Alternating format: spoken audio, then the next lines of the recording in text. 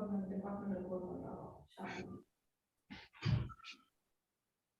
good morning and warm welcome to Online Anesthesia Postgraduate Teaching Program on Zoom platform, sponsored by IDRA and hosted by A1 Logics and aired by Anesthesia TV. Today we are having two important topics in pediatric anesthesia: the anesthesia for neonatal emergencies and fetal surgeries. For that, we have two learned scholars in our online anesthesia platform. I welcome Professor Dr. Rajeshwari, Subramaniam Madam, and Dr. Anju Gupta to online anesthesia platform. Today's program is going to be coordinated by Dr. Sarva Vinothini. Over to you, Madam. Good morning, everyone. It is indeed a great privilege today to have two wonderful speakers. The first speaker is Dr. Anju Gupta. She's an assistant professor in NAMES, and her areas of interest are pediatric anesthesia, regional anesthesia, and airway management. She has more than 14 years experience of working as a faculty in various institutions. She has underwent an airway management course in London, and she's a recipient of numerous awards, has more than to her names, and she's even authored more than 33 chapters in books. And she is an editor of Barrage Clinical Anesthesia and Dosh and Dosh Southeast Asian Edition. She's an assistant editor and associate editor in various journals like IJA, Frontline Pediatrics, etc.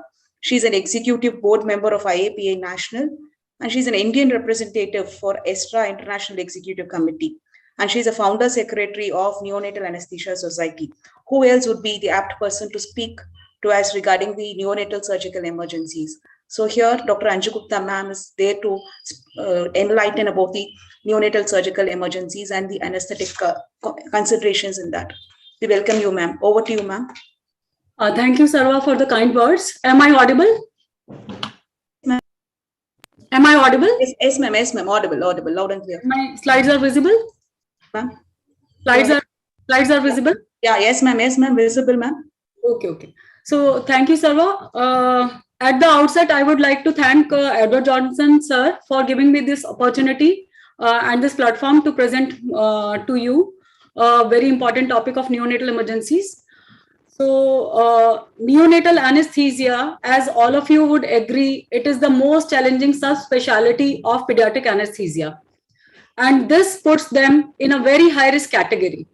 So today we will understand the common emergencies which we as anesthesiologists face, which we all need to be aware of, because there are a lot of differences in physiology, pharmacology, pharmacodynamic responses.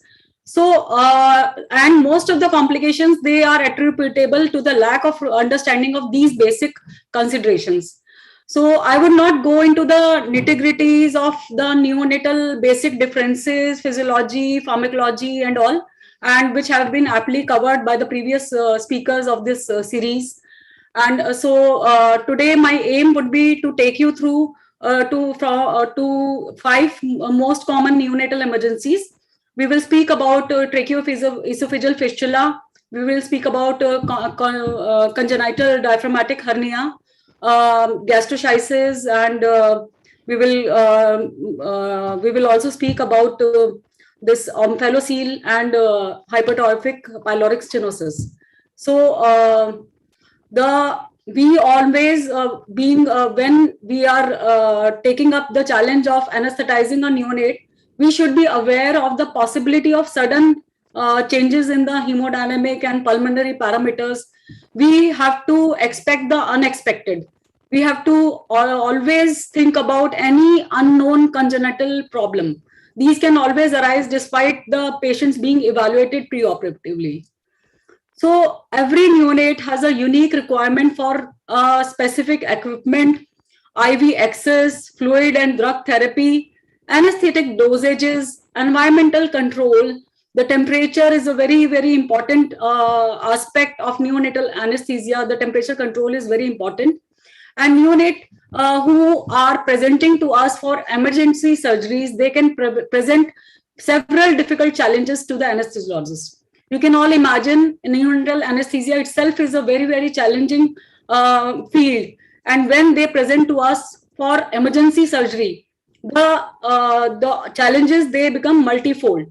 They multiply to several times because we do not also have the time for optimizing them and evaluating them well. So this neonatal anesthesia, the preparation itself takes a lot of time, and we should not compromise on the preparations. And during the anesthesia, we should be constantly vigilant, and we should quickly recognize any onset of any adverse events, and we should swiftly intervene.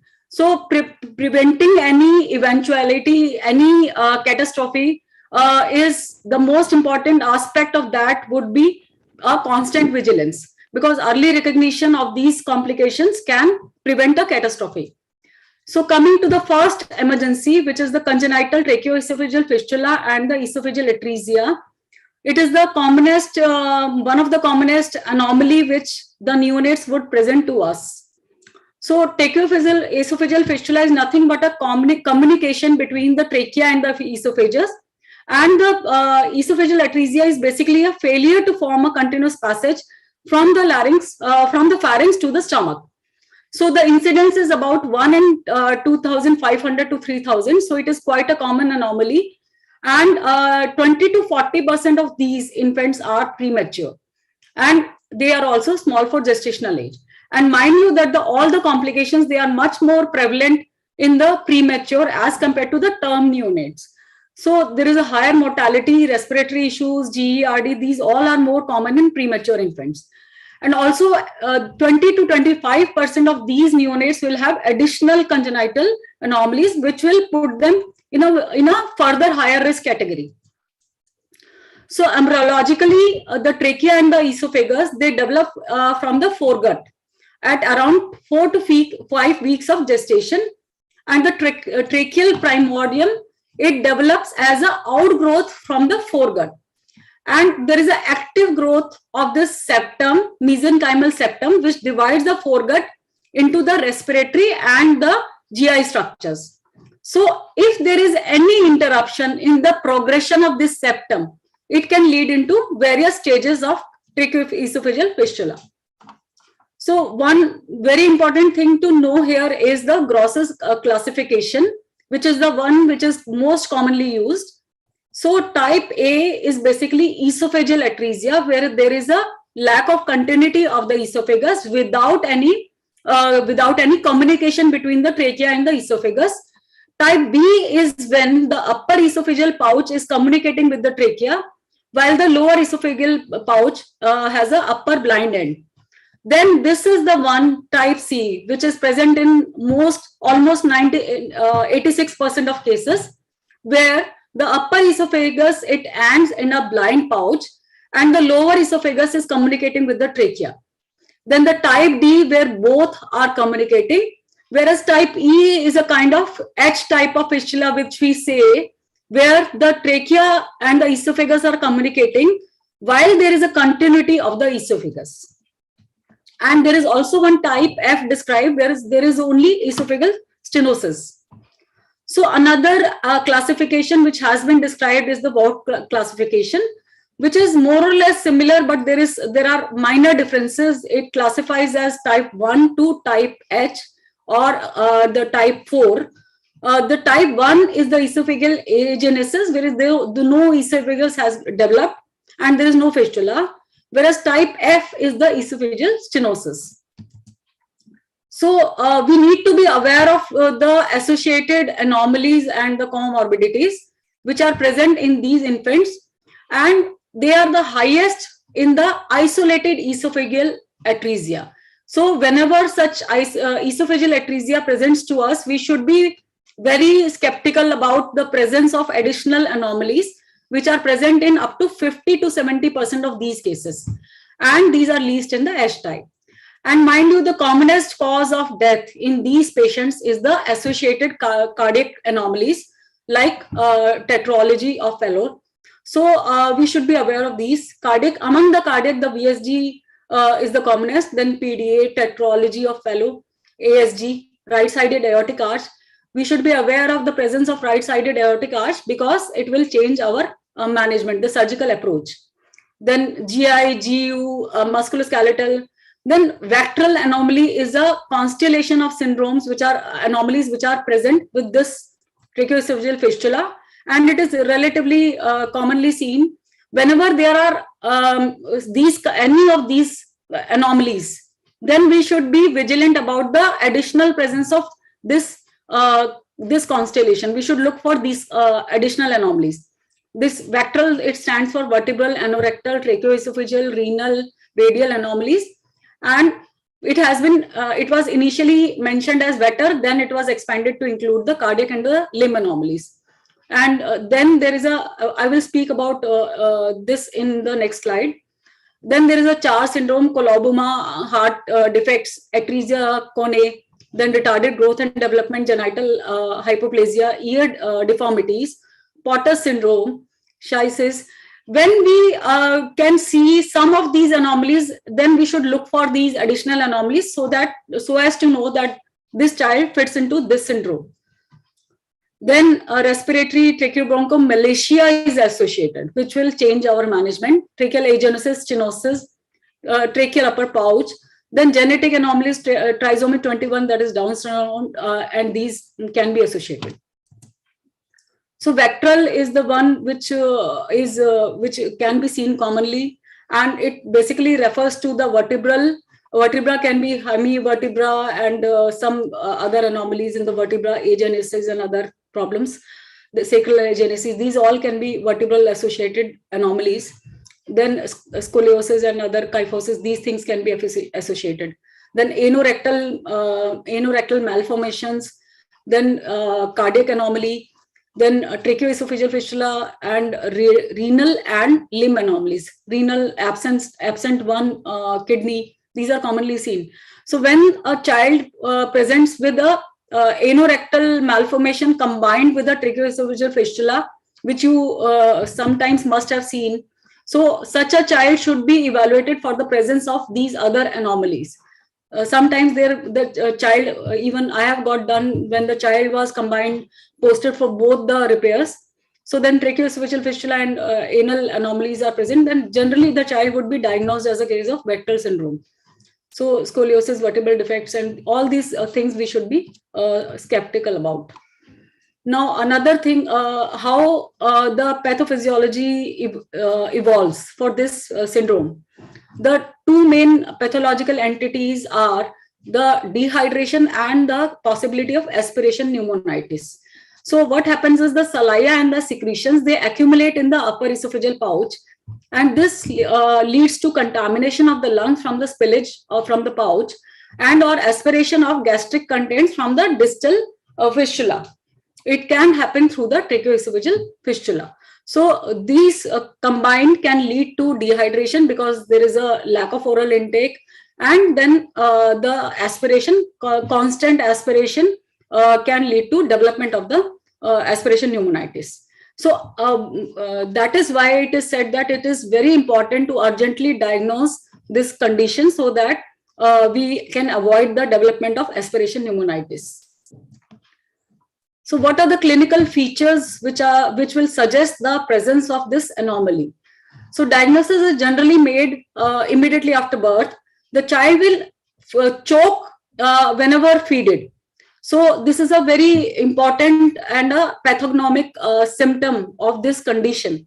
So the child will be drooling from the angle of the mouth, and there will be excessive salivation, cyanotic spells, and swelling problems. And the coughing and the swelling problems, the cyanotic spells, they will be relieved by suctioning of the oral cavity. So then whenever a child is born, generally if the neonatologist is present, the pediatrician comes. The pediatrician generally passes the catheter in the upper esophageal pouch, in the esophagus. And if there is an inability to pass for more than 9 to 10 centimeters from the mouth, it suggests the presence of this condition. However, the H type escapes diagnosis until the child later on presents with the development of recurrent pneumonia because of the presence of tracheoesophageal fistula. But since the esophagus is patent, the child can be fed, and these symptoms will not be classically present. So this is a X-ray image where the folded NG tube, OG tube, it can be seen in the upper pouch. So antenatally, the child can be diagnosed by ultrasound by the presence of polyhydramnios, a small or absent stomach bubble, and upper pouch sign, basically, which is an ultrasonographic sign. Whenever the fetus swallows, the upper esophageal pouch, which is ending blindly, will dilate. Then MRI is the non-visualization of the intrathoracic segment of the esophagus. However, these have a high false positive rates. So coming to the diagnosis, clinical examination is obviously the most important. Then when such a condition is suspected, then we ask for investigations like radiograph. Then in the radiograph in esophageal atresia, the radiopaque catheter will be coiling in the upper blind pouch.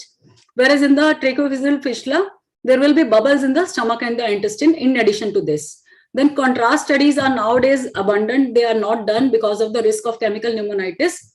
Then ultrasound should be ordered to identify additional renal and genitourinary anomalies.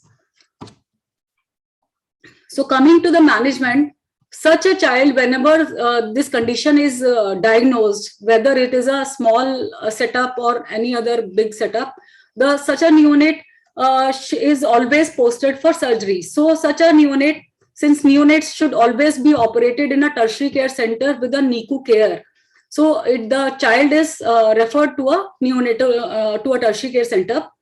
Then we should always keep such a child NPO. We should avoid feeding. We should maintain a good hydration by providing isotonic fluids.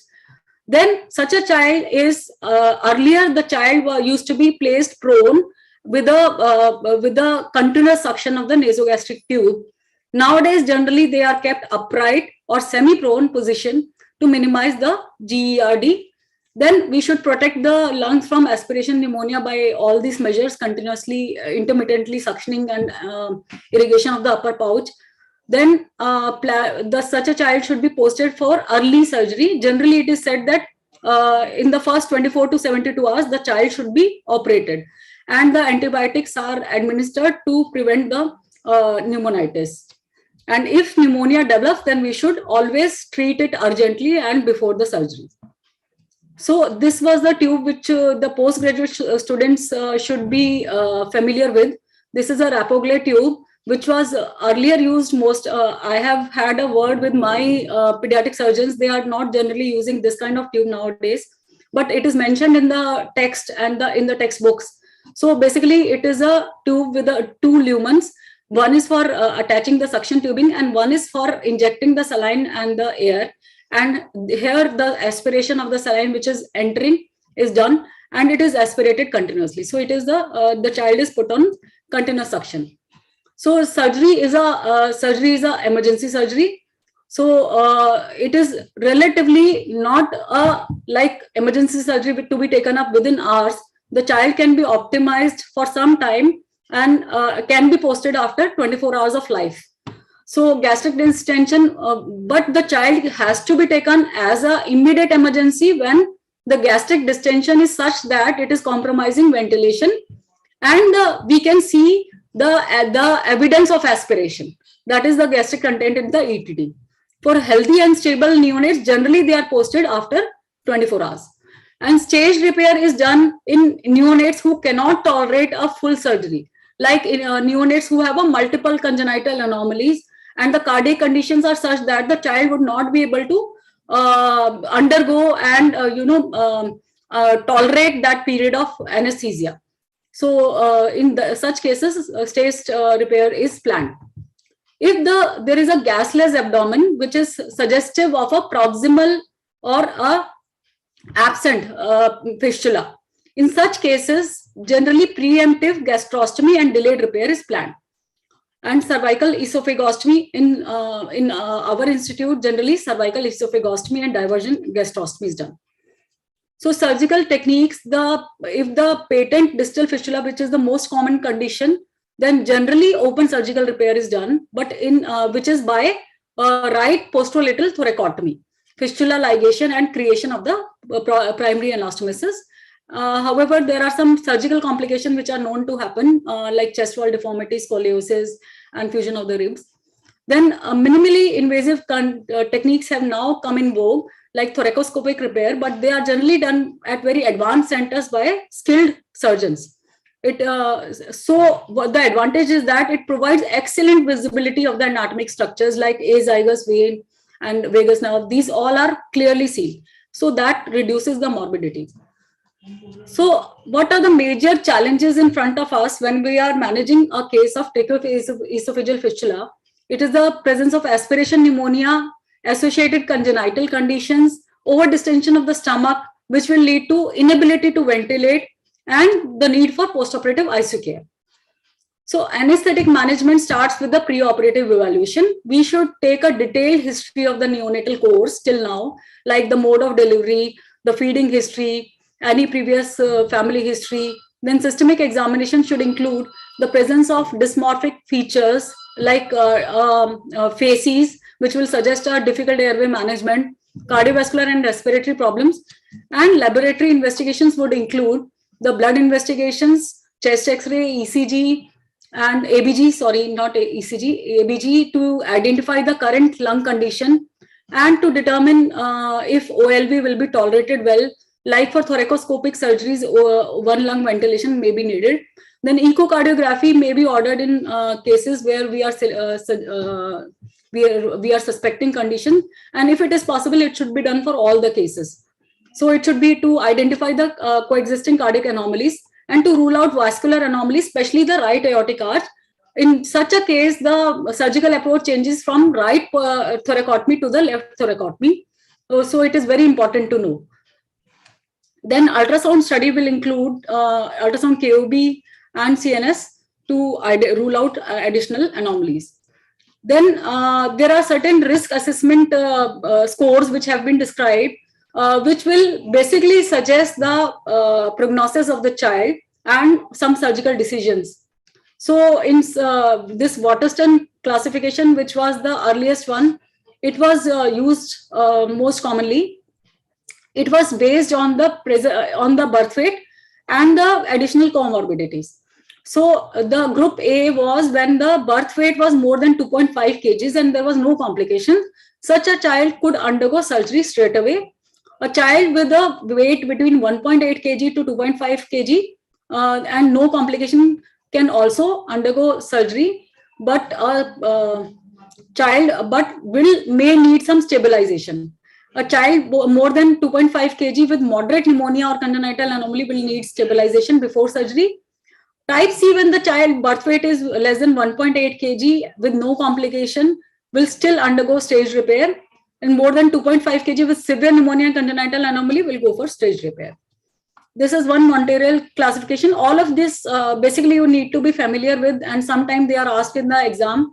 So the postgraduate student should go through these classifications. Group 1 is isolated major anomaly, isolated dependence of the mechanical ventilation and presence of non-significant anomalies. And group 2 is based on severe anomalies and dependence on mechanical ventilation. Then this is a Spitz classification for prognosis. This is another very commonly used classification.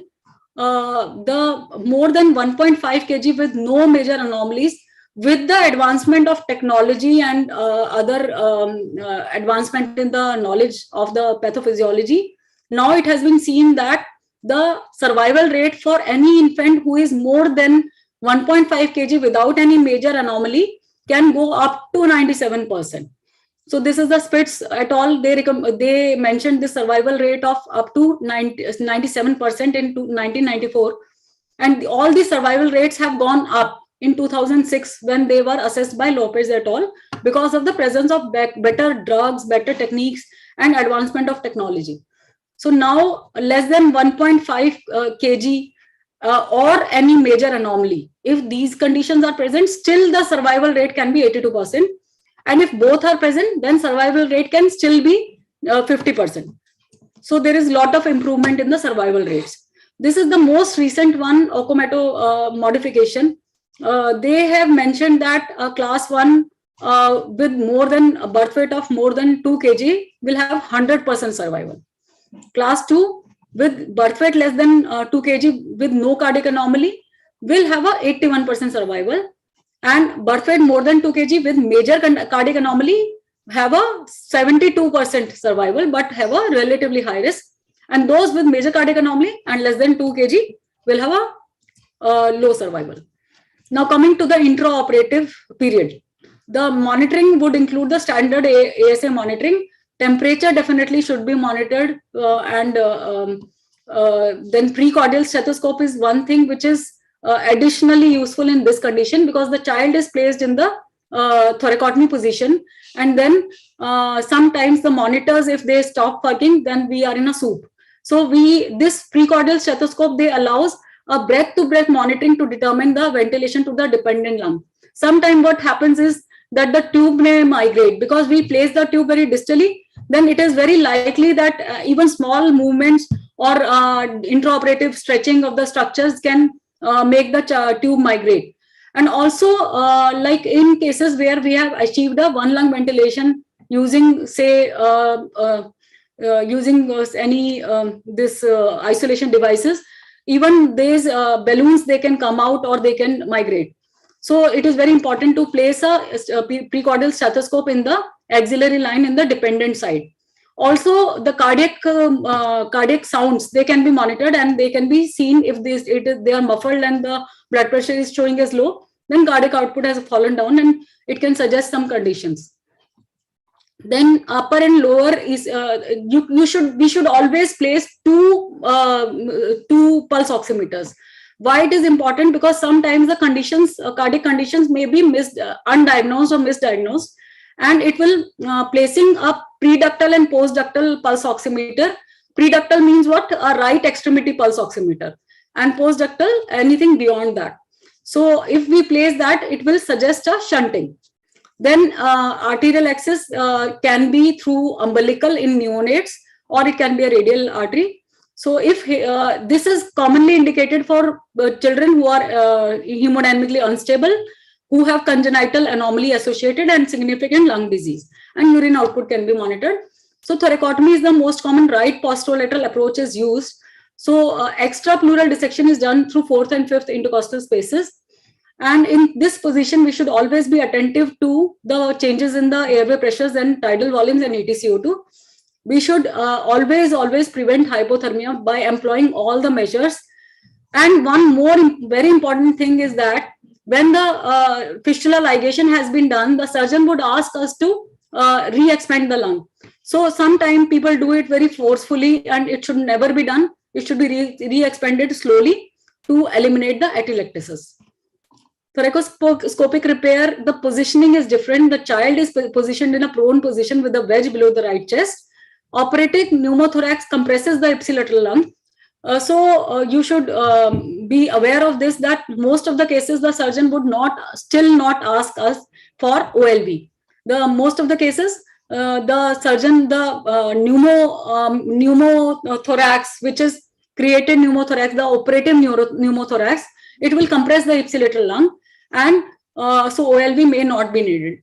But this can lead to desaturation and fall in the venous return.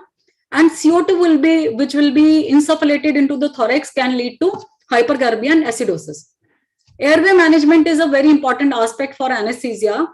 So earlier, awake intubation was recommended with topical anesthesia. We are now aware that there are some risks associated with this this technique. So nowadays, either it is not done or it is done as a awake sedated intubation. Then another thing is inhalational or intravenous induction with spontaneous ventilation, or with use of muscle relaxant and gentle positive pressure ventilation. So size of fistula and compliance of the lung would determine which kind of airway management we will go through. Awake intubation has it is done under topical anesthesia. So the obvious advantage is that we will not need the positive pressure ventilation, which can insufflate the stomach prior to the ligation of the fistula. However, it is easier said than done. And also there is a poor glottic view, and the child can still desaturate due to the airway handling. And also this has seen to increase the risk of intracranial hemorrhage. So that's why it is not favored nowadays. So inhalational induction or intravenous induction with a spontaneous respiration is one of the advocated technique. It avoids the positive pressure ventilation, and negative intrathoracic pressure allows the gases to preferentially enter the lungs rather than the fistula. And we always have the option of awakening. However, the lungs are poorly compliant and the adequate gas exchange may not be possible.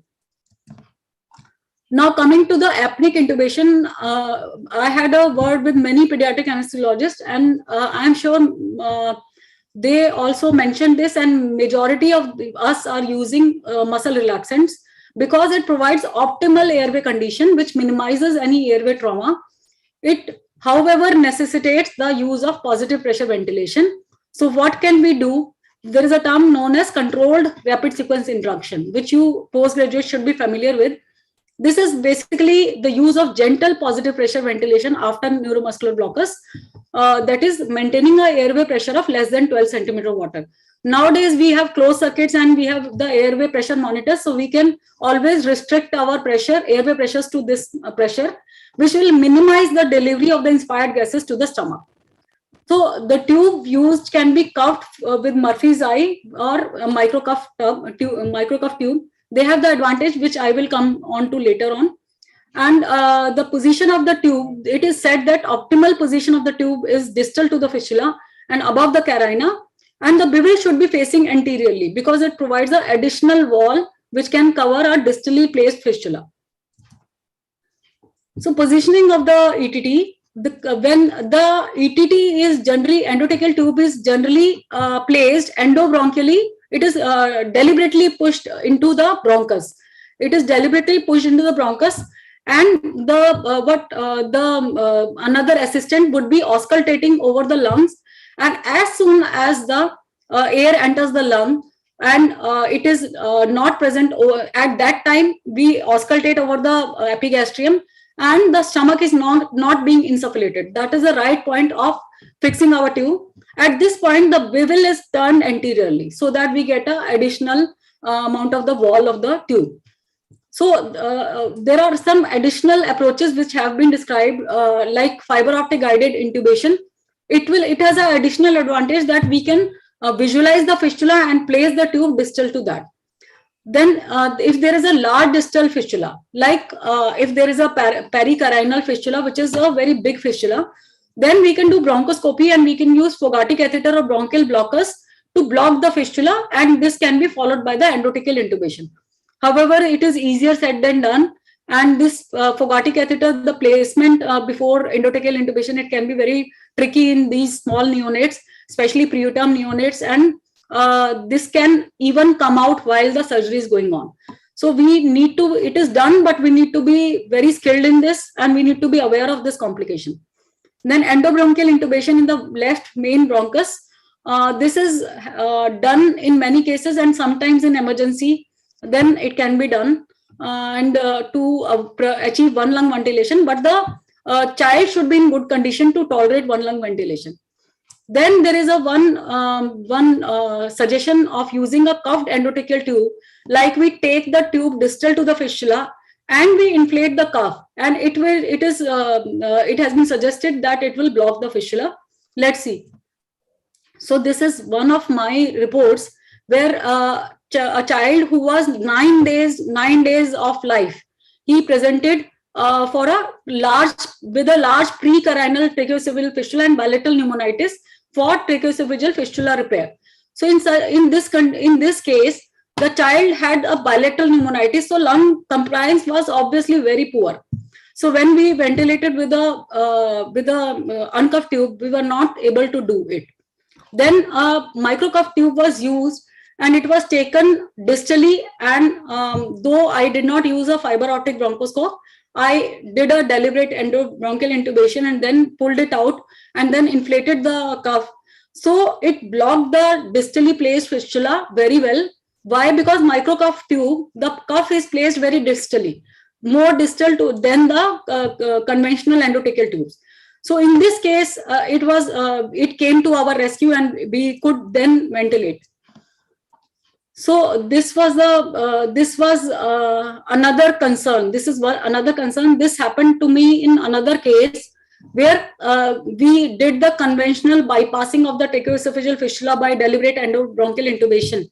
But what happens is when there is a distally placed fistula and you have placed the tip very distally, sometimes with the surgical positioning and pressure, the tube might, be touching the carina. In such cases, the pressures will be rising and you will unnecessarily be looking for the conditions, what happened to the child. And then you will be ruling out other conditions. But it was a very simple thing that it was touching the carina, and it can increase the airway resistance, and it can stimulate the carina, and other complications, even spasm can happen intra-op. So it can become a very tricky situation. So then in this case, we did a fiber optic bronchoscopy to rule out a distally placed fistula. So it was seen that the fistula was very distally placed, because if we were withdrawing it for a millimeter, then it was thus gastric insufflation was happening. So it has been seen in previous studies also that in many cases the fistula lies within 1 centimeter of carina, and in some cases it is even bronchial in origin. So we should be aware of this fact, and we should be vigilant, and ideally we should use preoperative bronchoscopy in all tough conditions to so that in cases where there is a large distal fistula, it can alter our airway management accordingly. Intraoperative concerns, surgical manipulation, as all of us who have been managing these cases, surgical manipulation can alter the hemodynamics and VQ mismatch can happen. Accidental fistula intubation can happen, which can lead to gastric insufflation. And in one case, this has led to mortality. There is one report that the fistula was accidentally intubated. Then accumulation of the blood and secretions can obstruct the ETT. So in cases the pressures are rising, then ETT suctioning should be done, and this thing should be ruled out. Then careful manual positive pressure ventilation after fistula ligation. As I mentioned that if you do it forcefully, it can lead to development of a pneumothorax. Then complication, surgical manipulation of the lungs can cause significant disturbance of the hemodynamics. The cardiac output can fall, especially in cases where there are associated congenital anomalies. Then in these cases, we have to ask the surgeon to stop for a while. We re-inflate the lungs, we allow the hemodynamics and the saturation to come up to improve, and then we can allow the surgery to happen. So retraction can even occlude the trachea and the bronchi. Just one thing which I want to mention here is that the neonatal trachea is very compliant. The tracheal cartilages are very, very soft. So any pressure on them can occlude even the trachea or the bronchi. So, and then after fistula ligation, the anesthesiologist may be asked to perform positive pressure ventilation. So we should do it very slowly. Azygous vein needs to be tied off for exposure, and rarely the IVC drains directly into the right atrium via the azygous vein. So in such cases, when the azygous vein is ligated, the child can become unstable. So this is one of my cases where I faced complete loss of ventilation in 2 cases. I just wanted to mention because it is a very rare cause. So in one case, what happened was that the surgeon had accidentally transected one of the bronchi instead of the fistula. So we should be aware that these kind of things can happen. So whatever we were ventilating, it was jetting out through the surgical incision. So there was complete loss of ventilation to the fistula, to that bronchus, which had been transected. So immediately what I did was, how I managed was that I pushed the tube into the bronchus in a desperate attempt, and luckily it went to the other bronchus and I could ventilate. And quickly the surgeon ligated that bronchus, and then it was the condition we could control. Then another thing was that in some cases, the surgeons use these kind of obturators to locate the fistula. So after intubation and placement in the lateral position, we just inserted this red rubber tube and into the blind upper pouch. This helps them for easy location of the fistula. But in this case, they inadvertently handed over a big red rubber catheter. So this big red rubber catheter, as soon as it was inserted, within seconds, the ventilation was lost. So what was happening was that it was pressing onto the trachea, and there was a complete loss of ventilation. So then Coming to the analgesia, which is also very important, we should provide a good analgesia to these kids. Generally, multimodal analgesia and local infiltration is a commonly practiced technique with opioids and non-opioid analgesics. However, nowadays, a lot of regional anesthesia techniques are available, like intercostal blocks, which can be very easily done blindly. So they are easy to do, and they can easily be it can easily be done by the anesthetist or the surgeons. Then paravertebral block. This is one thing which we were practicing some time back. Like surgeons go through extrapleural approach, so they can just retract the lung in the end, and they can just infiltrate some amount of local anesthetic in the paravertebral space. So this can be easily done. Then intrapleural infusion, I don't think it is commonly practiced. Then caudal epidural analgesia, I have also practiced, and it can be done.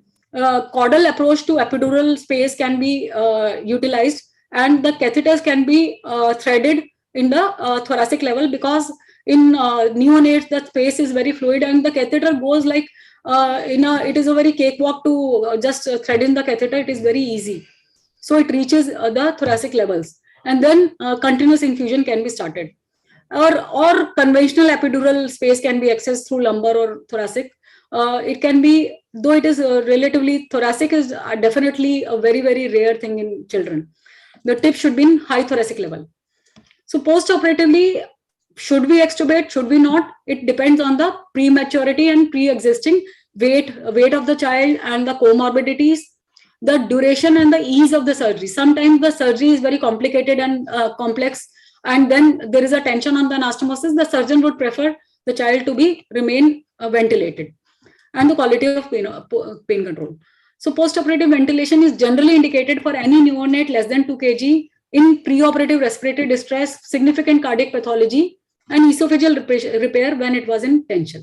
So post-operative NICO monitoring should be done, pain management and elective ventilation can be done. Now coming to the next important anomaly, that is the congenital diaphragmatic hernia.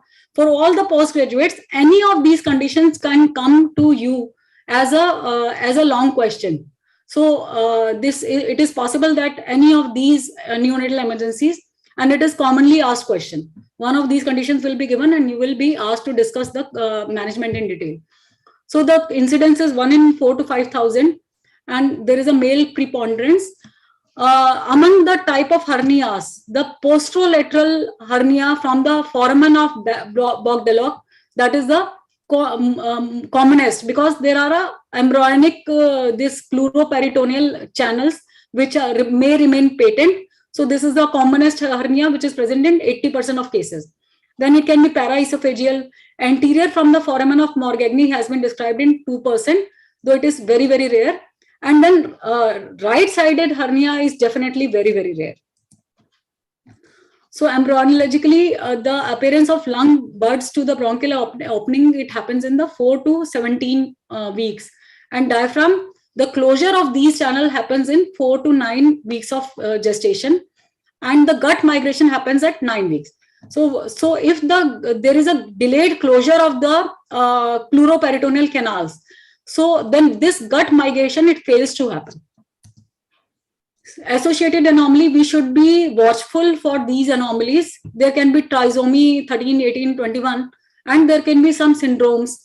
Among these syndromes, this Beckwith-Weidman, we should be watchful, and Goldenhar and these other syndromes, they have been mentioned. But serious anomalies are seen in many cases, in up to 50% cases, which can be a patent ductus, septal defects, AV valve defects. So we should be watchful for all these anomalies in all such cases. So pathophysiology, abnormal lung development, pulmonary hypoplasia, abnormal pulmonary vasculature. So when the pulmonary vasculature is abnormal, there can be a persistent pulmonary hypertension of newborn. And visceral herniation into the thorax, what happens? It leads to atelectasis of the systemic and atelectasis of the lung and the systemic hypotension because of the pressure on the heart and the great vessels.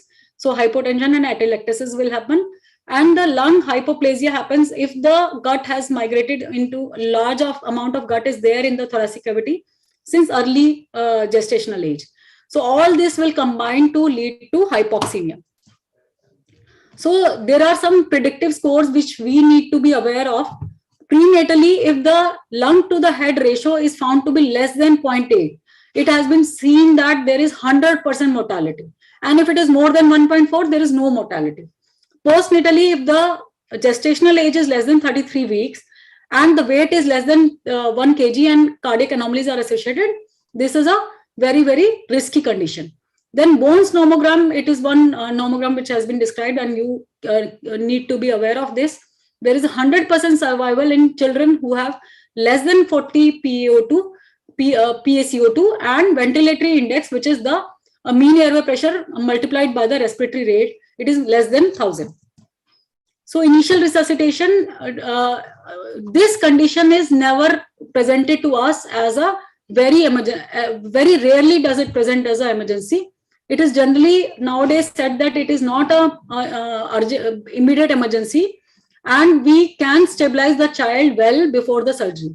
So such a children who has a severe condition, they can be intubated and mechanically ventilated with a lung protective strategy, and we should always avoid bag mask ventilation to further worsening the condition. So lung protective strategy: low tidal volume, high respiratory rate, peak airway pressure less than 25 centimeter water. Pre-ductal saturation, the aim is to keep it from 85 to 95. We don't aim for 100%. PaCO2, the aim is for slightly hypercapnic, permissive hypercapnia, that is 45 to 60. And the pH should be aimed for more than 7.3. Resuscitation and stabilization, the child is nursed in a semi-upright and semi-lateral position. Decompression of the lungs is done. Vasopressor appropriately are used. Serial monitoring of the ABG and the electrolyte are done. And maintenance of the body temperature is of paramount importance, because hypothermia can worsen the pulmonary hypertension and which will lead to further worsening. I'm sorry, this has come again. So alternative ventilatory strategies. If the conventional ventilation is requiring higher pressures, and if there is a evidence of pulmonary hypertension, and if the progressive hypercarbia, hypoxemia, and pulmonary hypertension, these are worsening, then we can use the alternative ventilatory strategies. We can use high HFOV for high peak airway pressures. For high pulmonary artery pressure, we can use inhaled nitrous oxide. And for in case there is a progressive hypercarbia which is not responding to your this conventional ventilation, then we can go for ECMO. Anesthetic management, there is a classical triad. These children will present with dyspnea, cyanosis, dextrocardia, apparent dextrocardia because of the pushing of the heart to the other side. There will be dyspnea, tachypnea, cyanosis, chest retraction. These signs will be there. Birth history of prematurity, congenital anomalies will be there. And treatment history, we should always elicit what all treatment have been received.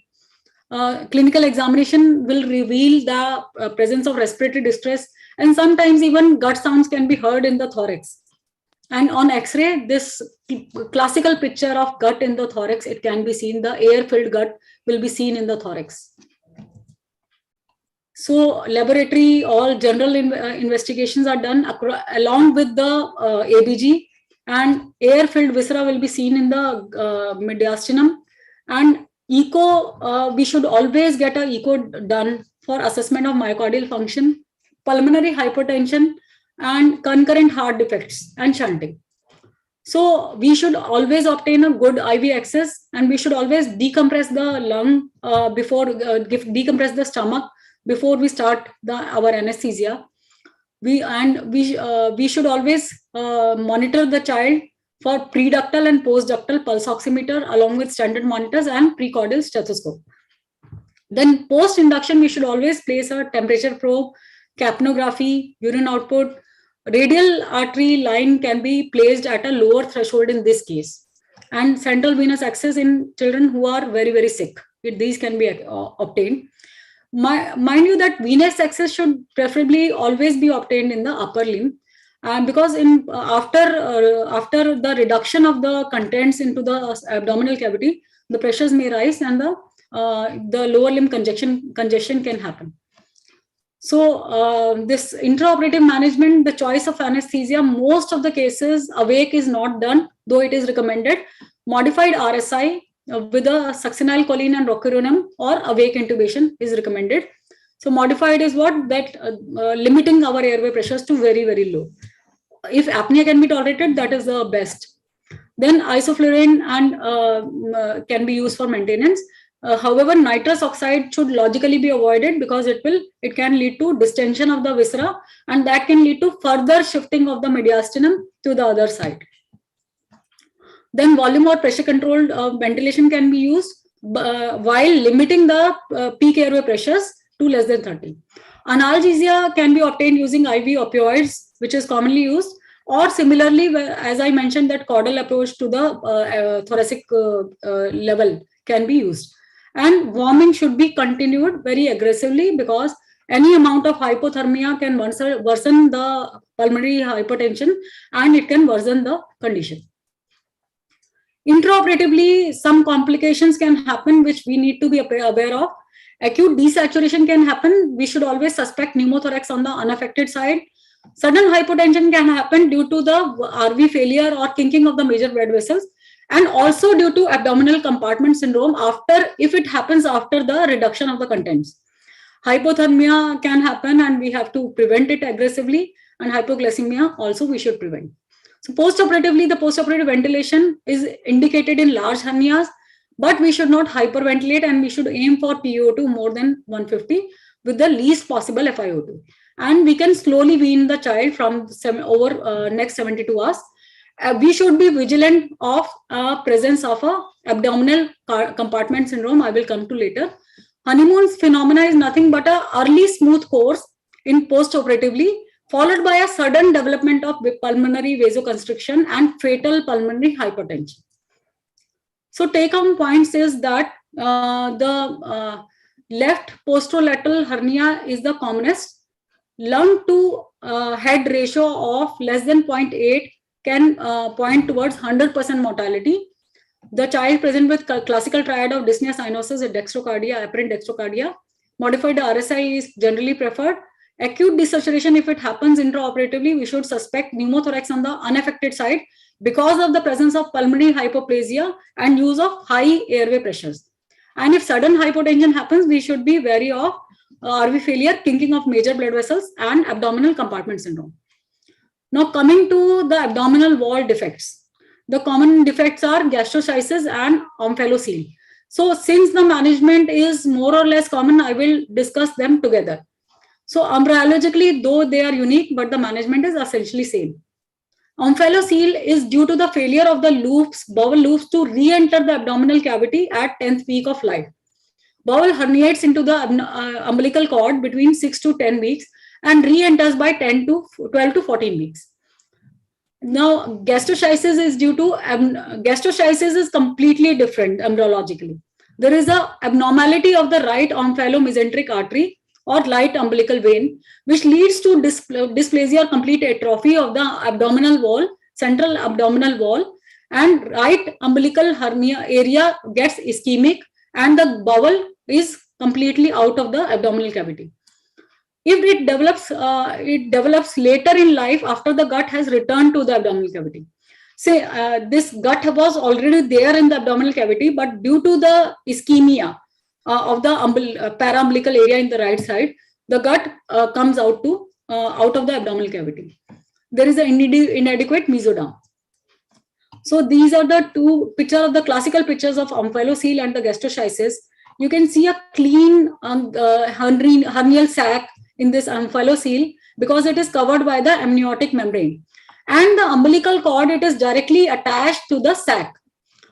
So it is major problem will be is the replacement of this content into the small abdominal cavity, because the abdominal cavity has not had the opportunity to develop because the gut content have been outside, so it has not sufficiently developed.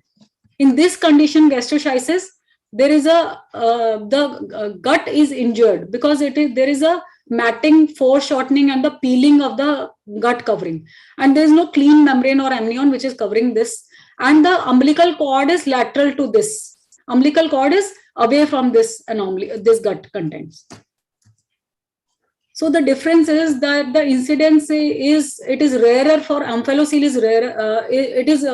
Gastroschisis is rarer, sorry, Omphalocele is 1 in 4,000. It is around 1 in 10,000.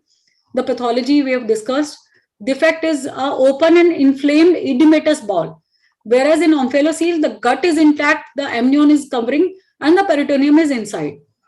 The associated anomalies, however, are rare in gastroschisis, and we should always be watchful for anomalies in case of omphalocele, which are present at a very, very high incidence in omphalocele. Defect size is slightly lesser in gastroschisis. It is much more in omphalocele, and the umbilical cord is adjacent to the defect, whereas it is in the apex of the defect. So the associated anomalies, the cardiac defect is the commonest, which is present in 30 to 40% cases. GU anomalies, chromosomal anomalies, these all are present. I have seen one case of Beckwith-Wiedemann syndrome with omphalocele. It is a triad where omphalocele is present and visceromegaly is present and hypoglycemia is present. So if you see some kind of indication for visceromegaly, in my child, the tongue was very large, which made us suspect this condition. Hypoglycemia was also found later on. So immediate management for omphalocele, the gut is covered by a bowel, is covered by a sac, and it is semi-urgent. Since it is covered, so the heat loss and the water loss, it is slightly less. So surgery, however, is indicated because unless it may become urgent in case the sac ruptures. In gastroschisis, the bowel should always be covered with cellophane to reduce the evaporative losses, because the evaporative losses can become very high and these children can be very, very dehydrated. So we should resuscitate these children preoperatively. We should prevent hypothermia because the gut is exposed, and we should provide IV fluids to rehydrate the child. We should give nasogastric tube and aspirate and decompress the gut contents, and antibiotics should be started. And in gastroschisis, it is more of an emergency surgery. So gastroschisis stage surgery is common. Why? Because I had told you that the abdominal cavity has not had the opportunity to develop well, because the contents are outside. So the abdominal wall may not be sufficiently developed to accommodate these gut contents. Stage reduction, first stage is staged reduction of the herniated bowel loop using a cystic pouch. So these kind of cystic pouches are used. These are commercially available, and complete closure is done later on. So these gradually the gut contents are pushed inside. As a bedside procedure also, this can be done gradually. The contents are pushed inside, and in some cases, when in intro of when the gut content were reduced, what happens is the abdominal pressure, they increase to such a level that the child cannot be ventilated.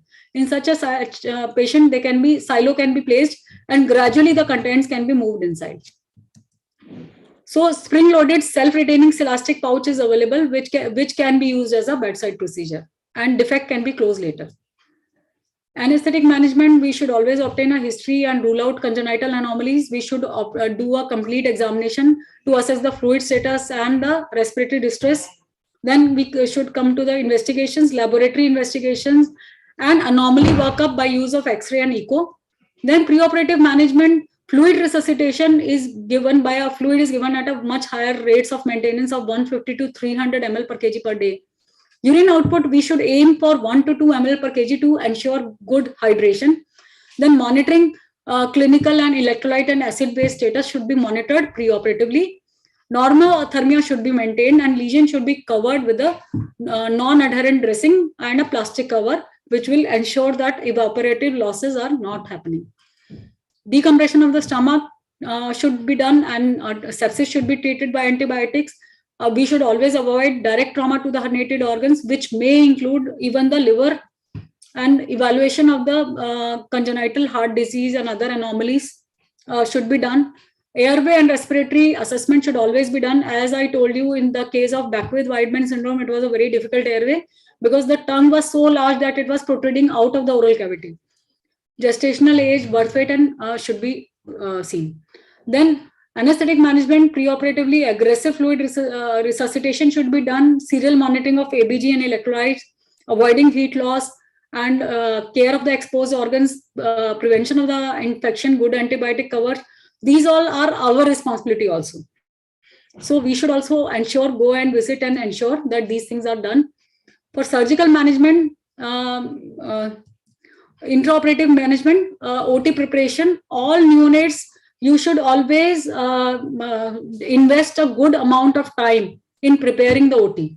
Warm the theater, increase the temperature to 27 to 29 degree for a term neonate, and for a preterm neonate 29 to even 31 degree. And prepare active warming devices and IV fluids. Venous access, similarly in this case also, should be secured in the upper limb. Gastric decompression is done before induction of anesthesia also, and standard ASA monitors and temperature probe, capnography, urine output, CVP and should be done. Now in this case, additional monitoring which will be useful is the indirect intra-abdominal pressure measurement by use of intravesical pressure. They are used as a surrogate for intra-abdominal pressures. Choice of anesthesia, similarly in this case, modified RSI are used, and maintenance of anesthesia by using isoflurane routine. But in this case also, we will avoid nitrous oxide, and we should always consider all the regional anesthesia options which are possible. Then adequate neuromuscular blockade can be used to facilitate abdominal closures. Fluid 10 to 20 ml per kg can be used. Then active warming should be used. In historical times, gastroschisis, there was a series by Wayne et al. Where they mentioned spinal anesthesia for gastroschisis. But these were the times when the technology and the drugs were not adequately developed. So this was considered a safer options. But in these times, with the availability of all the advanced things, this thing is a rarely reported technique. So we need to be aware of the criteria for safe abdominal closure. Once the surgeon is nearing the closure, then we will be discussed whether it is safe to close the abdominal fully by reducing the contents, or it can be done in a staged repair. This is an important decision which needs to be made at this time. So we need to be a party to this decision. How we can, if we are using a intragastric pressure or intravesical pressure, these are a surrogate marker of intra-abdominal pressure. We have to limit it to 20 millimeter mercury, and then peak inspiratory pressure prior to abdominal closure should be less than 35. End-tidal CO2 should be less than 35, and urine output should be more than 0.5. These all will suggest a good pulmonary compliance, relatively acceptable pulmonary compliance, and a good systemic circulation. Post-operatively, any increase in intragastric pressure to more than 20 millimeter mercury or CVP of more than 4 millimeter mercury above baseline was found to be associated with reductions in venous return, cardiac index, and used to be associated with the surgical decompression of the urgently requiring the surgical decompression of the abdomen. So this is a sign of abdominal compartment syndrome developing, and we should be watchful in the post-operative period also. So infants with large defects, they should be sent to the NICU, and they should be extubated post-surgery slowly. So complications, abdominal compartment syndrome is the one most specific thing which is associated with this condition, and we should be watchful in post-operatively. Hypothermia, dehydration, hypoglycemia, lower lobe atelectasis, these all things can happen. So to summarize the anesthetic concerns, the child would be dehydrated. There can be massive fluid loss because of the exposed viscera. There can be heat loss. There can be difficulty of surgical closure. There can be a high associated prematurity, congenital defects, especially with the omphalocele, and cardiac anomalies. So during closure, we should consider, or we should always keep an eye on the airway pressures, and difficulty in ventilation should be considered. Hypotension should be considered as a sign of increasing abdominal pressure. Increased abdominal pressure will compromise the liver function, and this can alter our drug metabolism. So when the closure is being done and these things are happening, the compartment syndrome is developing, or some liver is being compressed.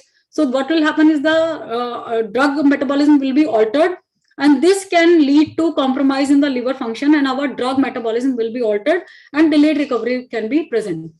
So during closure of the big defect, we should try to monitor the bladder pressure or the intragastric pressure, and we should attempt to maintain it below 20. Now coming to the last anomaly for today, that is the hypertrophic pyloric stenosis, also known as idiopathic hypertrophic pyloric stenosis. It is the hypertrophy of the circular muscle of the two circular layers of the pylorus. So there is a hypertrophy which develops. So at 3 to 6 weeks, this child will generally present with a projectile vomiting because of this hypertrophy. There is a gradually developing obstruction and projectile vomiting will develop, and the non-bilious stomach contents will be vomited out.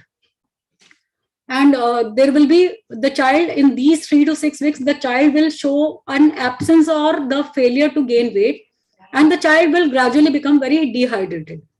The stomach will be dilated. And on abdominal examination, sometimes these children used to present late and dehydrated condition. If we palpate the abdomen, this hypertrophied pyloric mass used to be palpable, and this was known as an olive kind of mass. So nowadays, these kind of things are not required. Ultrasound can easily diagnose this condition. So what are the main anesthesiology concerns? The child will have a full stomach. Sometimes barium studies were done in earlier days. Nowadays, these are generally not done. But if a child has immediately after barium surgery been posted for surgery, then you should be wary of a full stomach due to barium also. Otherwise also they are known to have a full stomach. Then metabolic alkalosis is a condition, and then we will come to it why it is so. Hypochloremic metabolic alkalosis, hypokalemia, and severe dehydration. So coming to the pathophysiology, what happens is due to the projectile vomiting, there is a loss of water from the in the gastric contents. So the child gradually becomes dehydrated. Dehydration leads to stimulation of aldosterone secretion.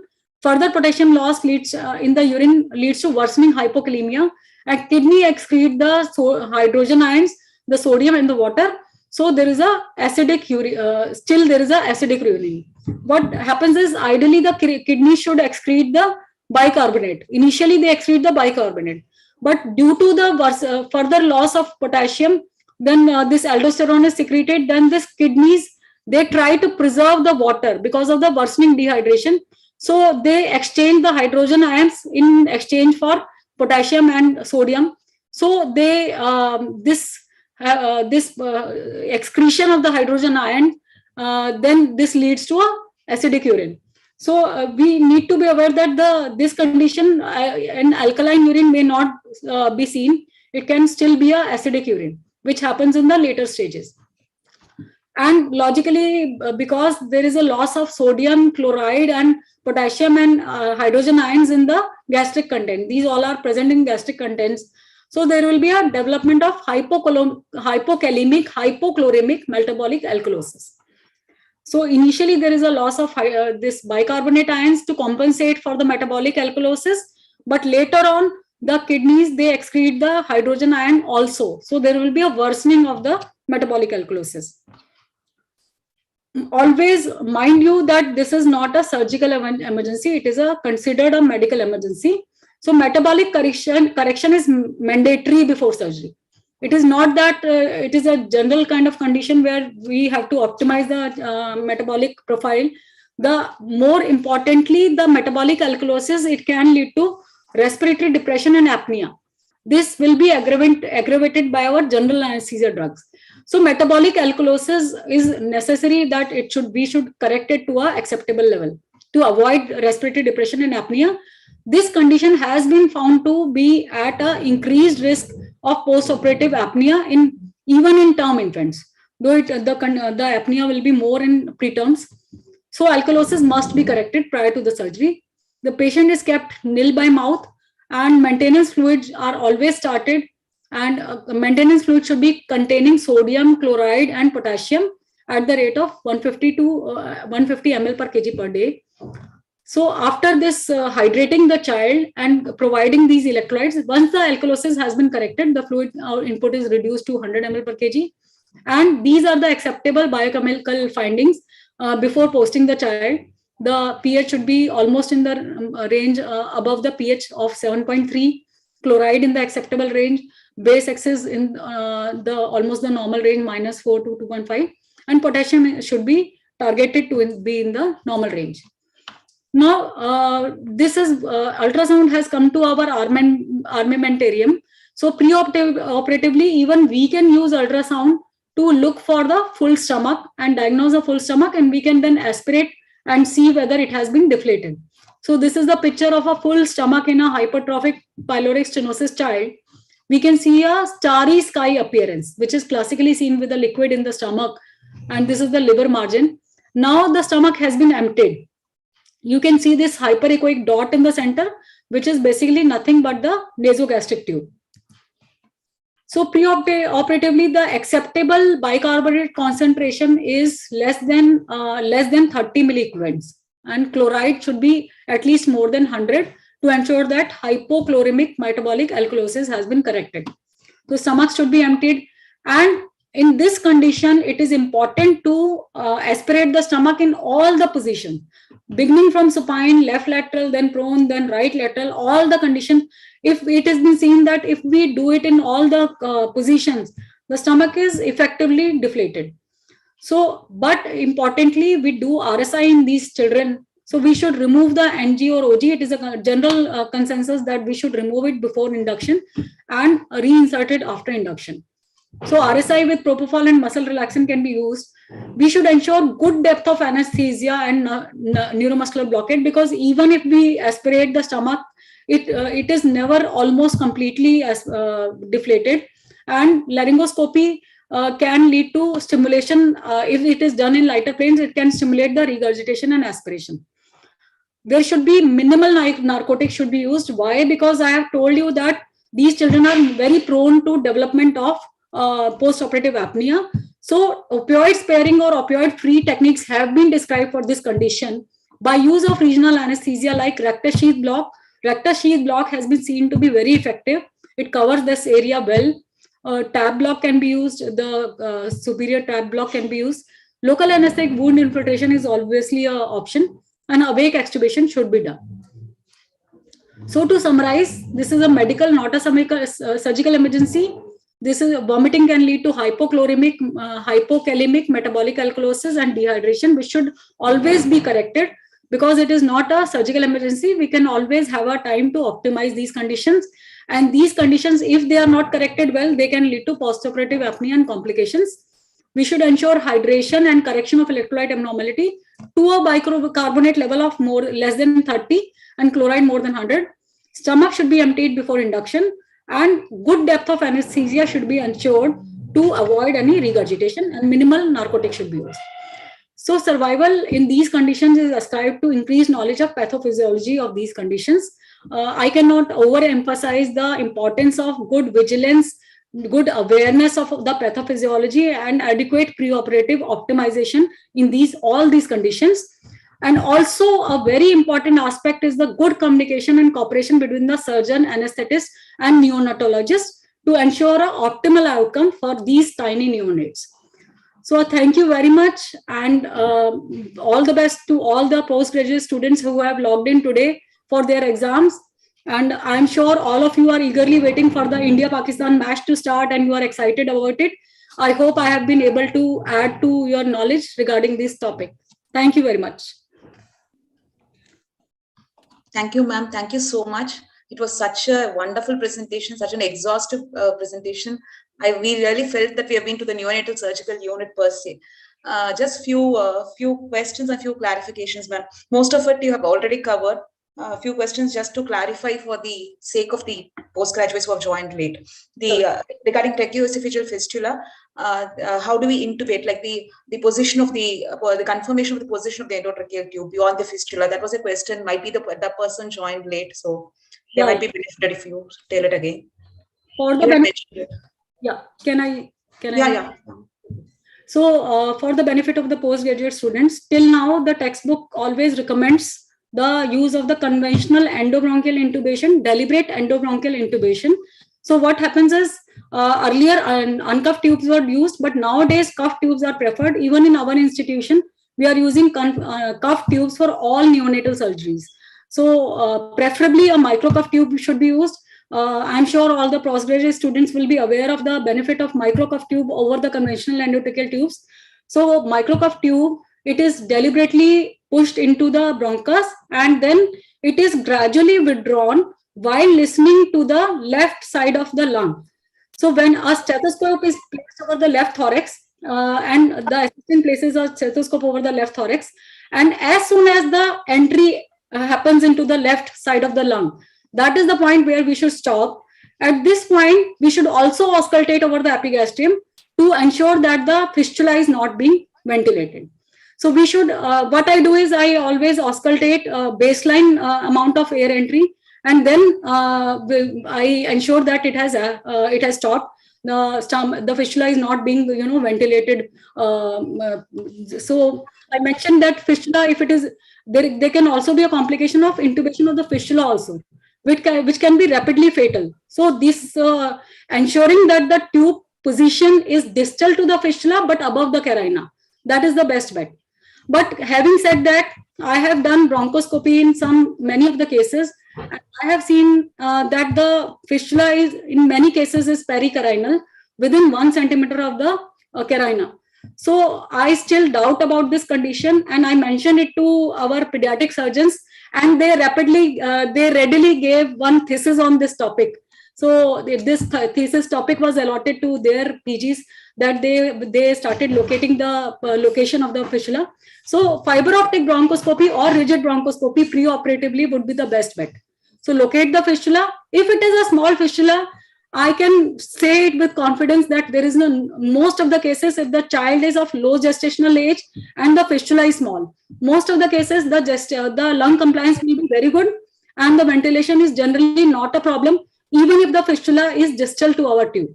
So, but the problem comes when the fistula is pericarinal and it is a big fistula. Like in one of the case reports which I mentioned, that we had faced a bilateral pneumonitis and it was a large pericarinal fistula. So in such cases, the ventilation becomes tricky. So microcuff tube, since it is a distally placed cuff, so what we can do is we can do it the conventional way, and then we can inflate the cuff to obliterate any kind of leakage to the fistula. We can auscultate over the fistula and minimize the air leak to the fistula. So that is also, I think, a good option. Thank you, ma'am. And how do you do your preoperative bronchoscopy, with topicalized airway, or do you sedate and or is it the preoperative bronchoscopy? If it had to be done, is it under topicalization of the airway? Is it just before the surgery you do it, or a few days before to plan ahead, or how do you do it, ma'am? Thank you, Sarva. It is a good question. Since it was a very, very elaborate presentation today, I could not cover all the aspects, though I should have covered this also. So in cases where the child is very sick and the child cannot tolerate minimal period of apnea or long period of anesthesia before the securing the tube, it should be done under topicalization only. But in my cases, I have done it after induction of general anesthesia, and fiber optic bronchoscope was inserted through the endotracheal tube, and it was taken, and then the tube was withdrawn till I could see the fistula. So otherwise, you can also insert in you can do inhalational induction, put in a LMA, and through that you can do the bronchoscopy. Okay, thank you. And any personal experience of using Fogarty in such patients for the one lung ventilation, for thoracoscopy, or for an open procedure? Actually, I have not personally used for this case, and thoracoscopy was once planned, but the surgeon denied use of OLV. In most of the cases, you will discuss with the surgeon and they will say, no, we don't need OLV. So it is generally not needed. I have used Fogarty once, but for another condition.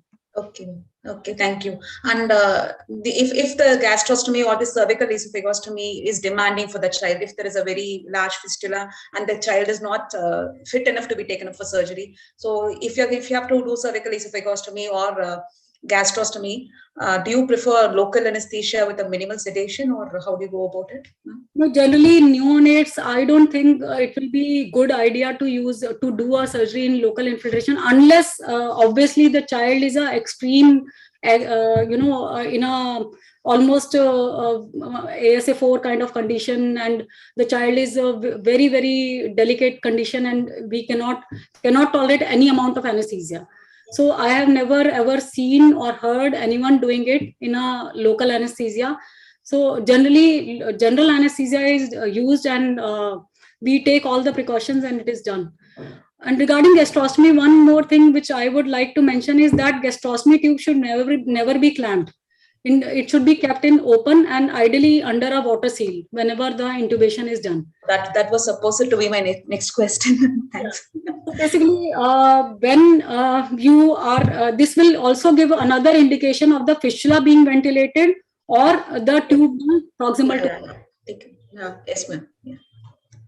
And thanks for showing us the Ripple tube, and thanks for telling those situations which you bailed out, those two situations where your larger red rubber tube compressed your trachea and all those things. Those were nice. And one more question, ma'am. How do you monitor the intra-abdominal pressure in patients with congenital diaphragmatic hernia and the gastroschisis and the overflow post-operatively? How do you monitor them and the intravesical pressure also? You caught me, Sarva. In our this Apex institution, till now, we are not doing any intravesical or intragastric pressure. But if it is available, I just mentioned it for postgraduates and for practitioners, where it is possible, it should be used. We have a lot of, nowadays we are equipped with a lot of monitoring, like airway pressure. We have a lot of parameters. So the ventilator, it shows the lung compliance also. It shows the airway pressures also. We can keep a track and we can use the trends. That is what I do. Okay, ma'am. And the fluid choice or the fluid of choice or the administration guidelines for a term or a preterm infants who come up for these kinds of neonatal surgical emergencies, according to the days of birth, the electrolytes that you want to add, the electrolytes that you don't want to add, things like that. If you can just brief out, ma'am. So basically, first 2 days, I always, even if it is a term infant, I always use earlier I used to use a 10% dextrose, to be very frank. 10% dextrose used to go with maintenance rates, and then RL used to go with replacement rates. So that is like a general recommendation. And nowadays, we only add 1 to 2.5% of dextrose to ringer lactate. And that is used at maintenance rates separately by an infusion pump, and a separate pump we provide a replacement and the maintain. Okay. Replacement and the blood loss. Yeah. And are you noticing any decreasing incidence of all these surgical anomalies, mainly because of the antenatal diagnosis or the fetal interventions? Yes, very, very nicely pointed out, because the fetal interventions are being done, as will be you are going to have an excellent next session by Dr. Rajeshwari. She is the best person who can speak about the fetal surgeries, because she has got many of those done in our setup. So nowadays these anomalies, because of the early detection and very in an early stage they are detected. So many times the pregnancy can be terminated at that stage. So people choose termination rather than very severe anomaly, which will be incompatible to the life. And last question, ma'am, regarding tracheoesophageal fistula, do you rotate the tubes 180 degrees to turn the Murphy eye and the bevel away from that? And if at all you do, how do you do it? Can you explain it? Actually, I briefly mentioned it, because earlier we were using uncuffed tubes. They have a long bevel. Yeah. So in those cases, it is extremely important to rotate the tube. But how we do is we just deliberately do endovascular intubation. Then we pull out, and as we see that the fistula, we have bypassed the fistula and we are just near the carina. At that stage, we can just rotate the tube and bring the bevel 180 degree, rotate the tube, and the bevel comes anteriorly.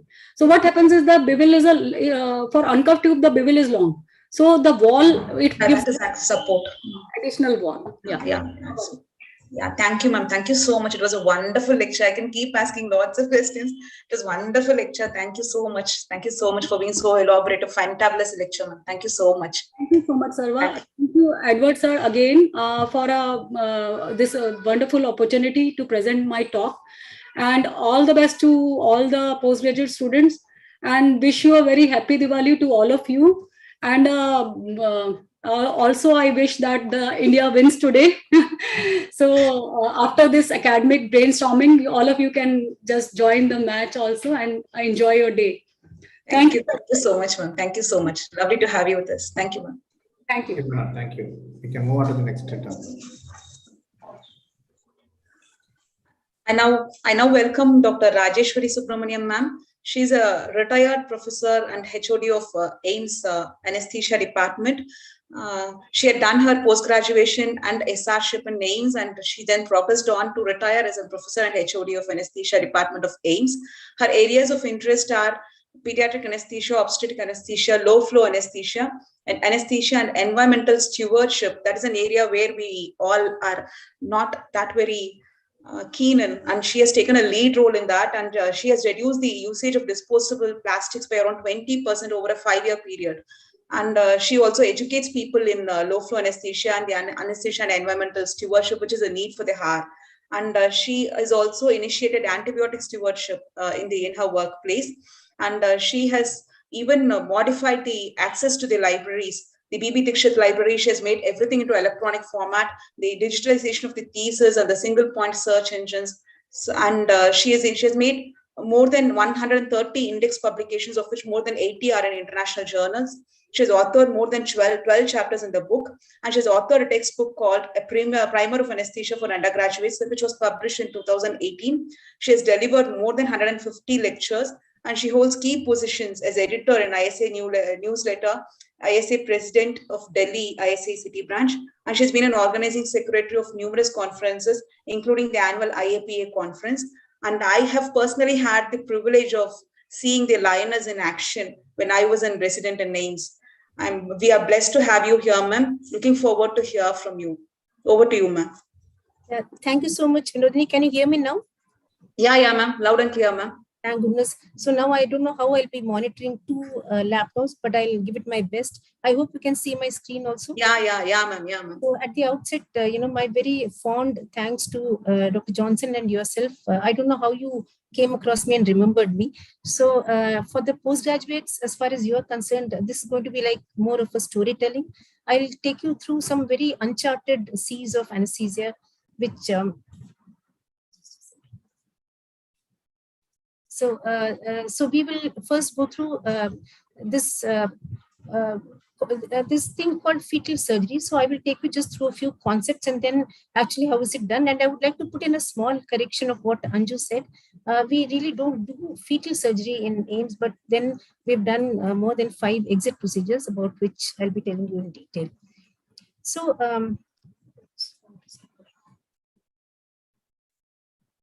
just a second. So fetal surgery, when we say fetal surgery, these are the procedures which are done in mid-trimester.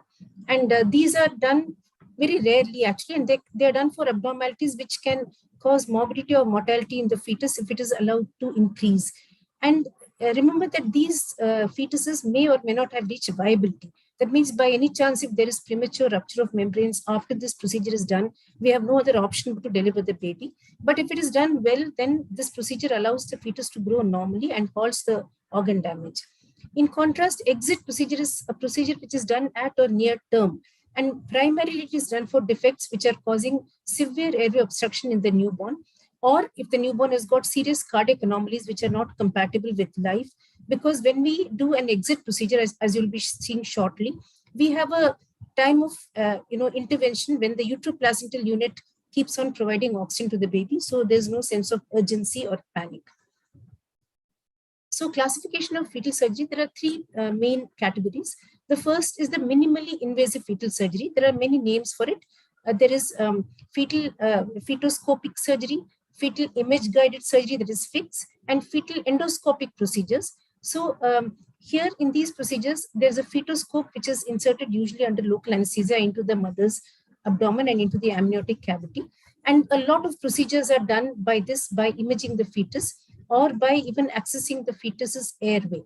So plugs for congenital diaphragmatic hernia, even aortic valvuloplasties or vesicoamniotic shunts are done through this procedure. And also simple procedures like sampling of the fetal vein for anemia or for radiofrequency ablation of veins or laser ablation when there is a twin-to-twin transfusion syndrome. The other category is the mid-gestation open procedures. So these are done at the same time as the initial category, but these are also known as operation on placental support. And these are more major procedures because they involve a hysterotomy, which means the mother undergoes a laparotomy and the uterus is exteriorized, and then the fetus is exposed. And when it is still on placental circulation, the surgical procedure is done, or the reparative procedure, and the baby is then replaced into the uterus and the pregnancy is allowed to come to term. Then, as I said, the last is the exit procedure. This computer's malfunctioned. Just a second, please.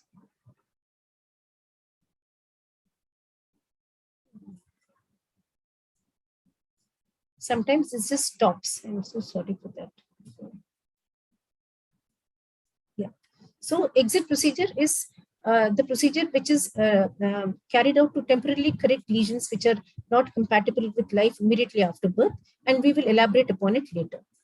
So if you see the difference between exit and other fetal procedures, as I have already told you once, the exit is done at or just before term, and the baby is viable and is delivered after the procedure and the uterus is closed. And return of uterine tone is very critical after the delivery of the baby. And we give general anesthesia in the majority of mothers. On the other hand, for fetal surgery, which is done in the mid-second trimester, it can be done with regional techniques also. And here the uterus requires to be kept paralyzed or relaxed for a minimum of 72 hours after the procedure, and the pregnancy is allowed to continue till 37 weeks. And then there is an elective cesarean to deliver the baby. So we'll first talk about fetal surgery. So by minimally invasive procedures, we can treat a large number of fetal conditions are treated. So through endoscopic procedures, tracheal occlusion plugs can be put for congenital diaphragmatic hernia, vesicoamniotic shunts can be placed, and the cord can be sampled for blood. And occasionally, meningomyelocele repair can also be done just by endoscopy and aortic valvuloplasty. The more major laparotomy and hysterotomy, that is the mid-trimester major procedures, are done for sacrococcygeal teratomas, which are growing at a very rapid rate, and for formal myelomeningocele repair, which are not amenable to the endoscopic repair, and for congenital diaphragmatic hernia correction in some centers, and for excision of large lung or cardiac tumors. Before proceeding for fetal surgery, which is going to be done in mid-trimester, it's very, very important that everybody should be on the same page, and the mother should be counseled in a very unbiased manner. Sometimes it is, our wish to rush through procedures because we are interested in doing it, but one must remember that it's the mother in this case who is the innocent bystander. She is going to undergo everything for the sake of the baby. So it should be made very sure that the mother is not going to suffer any harm. And surgery should not proceed until full informed consent is obtained. And if the fetus is viable, that is ages more than 24, then the mother should also be told that in case the baby needs to be resuscitated or needs to be emergently delivered, it should be done. So when we assess these mothers for fetal surgery, we take a normal preoperative history and examination, including symptoms which point towards other morbidities. We examine the airway, spine, and vascular axis, and then the routine laboratory assessment. But here we have to take a very, very proactive role in the imaging studies, because it's very important for us to have an estimate of fetal weight in order to calculate the drugs and also have an idea of where the placental borders are located, as you'll see in the next few pictures. Whatever anesthetic we choose for minimally invasive fetal surgery, that technique should ensure that the mother and fetus are stable and the mother is very comfortable. And there should be a pre-planned method of tocolysis, which is relaxation of the uterus. The fetus should not be allowed to have any pain and should be immobile. And the tocolysis should be of that variety which can be maintained post-procedure. And we should always remember that general anesthesia may be required at any point of time. So for the procedures which I mentioned just before this, for the table, local anesthetic infiltration of the maternal abdominal wall is usually sufficient because these trocars are very small. They are only 1.2 to 2 millimeters in diameter. And a good endoscopist who can locate the placenta and make a clear pathway for the trocar does not cause the mother any pain. However, we might supplement maternal analgesia and angiolisis by using some midazolam or low-dose propofol infusion, and this can add to fetal immobility via placental transfer. However, If the placenta is anteriorly placed, then the patient has to assume a lateral position. If she has to be in the lithotomy position for a long time, or if multiple trocar sites are envisaged, it is probably better to give the mother neuraxial anesthesia. So this is the OT setup figuratively for fetal surgery. As you can see, there is so much of apparatus surrounding the mother, and the mother's head side is also all covered by video monitor and the ultrasonography monitor. And there are pumps which can infuse the amniotic fluid back, or infuse saline into the amniotic sac. And there are a lot of people surrounding the patient, which includes the surgeon, the endoscopist, and the nurse. So I will just give you a few picture examples of these minimally invasive procedures. The first one you see is intrauterine sampling, which is probably the simplest. It just takes about 5 minutes. Here, the endoscopist passes a spinal needle into the umbilical vein and samples it. This is to diagnose intrauterine anemia and then carry out the transfusion. The second you see on the right-hand side is called the twin-to-twin transfusion syndrome, or TTTS. Here there is a twin pregnancy, but unfortunately there is a twin which is large and it is getting much of the cardiac output, and a very small child which is not getting any. But this larger twin is going on circulating the blood twice in itself. So ultimately, this child will also die of cardiac failure, and the other child also will. So here the endoscopist will nicely ablate a few vessels so that extra vascularity to the big twin is stopped. This is now the most trending technique in minimally invasive fetal procedures. As Anju had mentioned, when these children's the head to lung to head diameter is done, then a 0.8 cutoff value, she said, was important for survival. But for inserting the plugs for congenital diaphragmatic hernia, a cutoff of 0.6 has been used. And it has been seen that these very severely affected children actually do well. How does one calculate the wellness is by their number of days on the ventilator, and by the fact if they require extracorporeal membrane oxygenation or any other support. So again, through a clear area or a clear path, the endoscopist inserts the trocar and then deploys a balloon into the trachea, which is then left in place. This procedure occurs at around 26 weeks, and about at 32 weeks, the patient comes again for retrieval of the balloon, and then the baby is allowed to again proceed to term. Sometimes, of course, this is combined as an exit procedure, and the plug is also removed when the baby reaches term at the time of cesarean section. Myelomeningocele, they are very small, are also amenable to intrauterine or minimally invasive surgery. Here, part of the amniotic fluid is removed and a slight amount of carbon dioxide insufflation is done so that the area of operation is kept dry. The amniotic fluid is kept warm, and then under vision, the membrane is used to close the dural defect. However, this is possible only for small meningomyelocele. If a child has got obstructive uropathy, it ultimately lands the child into a huge problem, because you'd be surprised to know, but that by the 9th week, all the amniotic fluid in the body, in the uterus, is the baby's urine. So urine output is very important to keep the amniotic fluid volume correctly, and also to ensure that the lungs mature. As you can see in the small infant's picture on this here, you can see that because of the rapidly increasing size of the kidneys and the hydroureter, the lung has become very small. Also, because of very little fluid in the amniotic sac, the child assumes a very flexed position and they develop flexion contractures. They develop a very hypoplastic facies and renal failure. And some of them may also develop the prune belly syndrome. So this condition has to be diagnosed very rapidly. And when the endoscopist sees a large bladder, it's called megacystis, then a vesico-amniotic shunt can be again done through minimally invasive surgery. A few children have large sacrococcygeal teratomas. There are many types. The type 1 is one which has got a well-defined pedicle and is completely outside the pelvic cavity. These are very amenable to laser ablation. And here the vascular supply can totally be cut off so that the baby grows properly. In children who are prenatally diagnosed with aortic stenosis, aortic balloon valvuloplasty can be done. And although this is a very light picture, you can see that this is the mother lying here. And the endoscopist actually directs the trocar through the chest wall of the fetus to reach the aortic valve. This is a very noxious condition, and it requires a lot of fetal analgesia. During these minimally invasive fetal procedures, the mother has to have standard ASA monitors, and every mother is given one single dose of magnesium sulfate bolus, followed by an infusion at 2 to 4 grams per hour. Fetoscopes are placed under ultrasound guidance under local anesthesia, and trocas are then inserted under vision. One should remember that maternal IV fluids have to be very, very restricted because the amniotic surface is a large absorptive surface, and there have been many reports of pulmonary edema when women are transfused more than 1 liter or 1.5 liters for these procedures. And with the aid of a spinal needle, fentanyl 20 microgram per kg can be given intramuscularly to the fetus to aid analgesia and immobility. So when we're talking about these minimally invasive procedures, there is one thing important to consider is the situation of the placenta.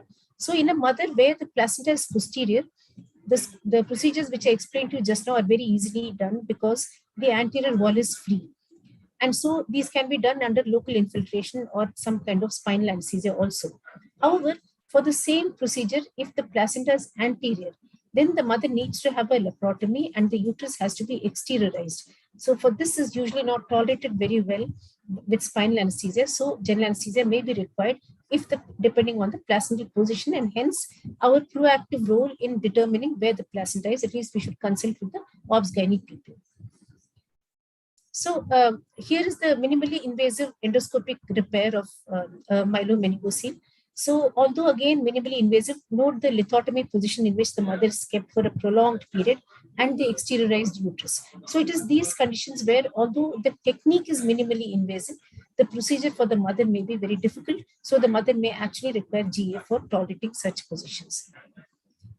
Fetal movement is very hazardous during intrauterine fetal manipulations and surgery, because a needle which is displaced can cause trauma or bleeding or even compromise umbilical blood flow. So maternal remifentanil has been recommended, and in countries abroad where remifentanil is available, this is the standard medication to use, 0.1 microgram per kg per minute as infusion to the mother. And the fetus can also get a direct intramuscular injection or umbilical venous injection of a combination of muscle relaxant and fentanyl.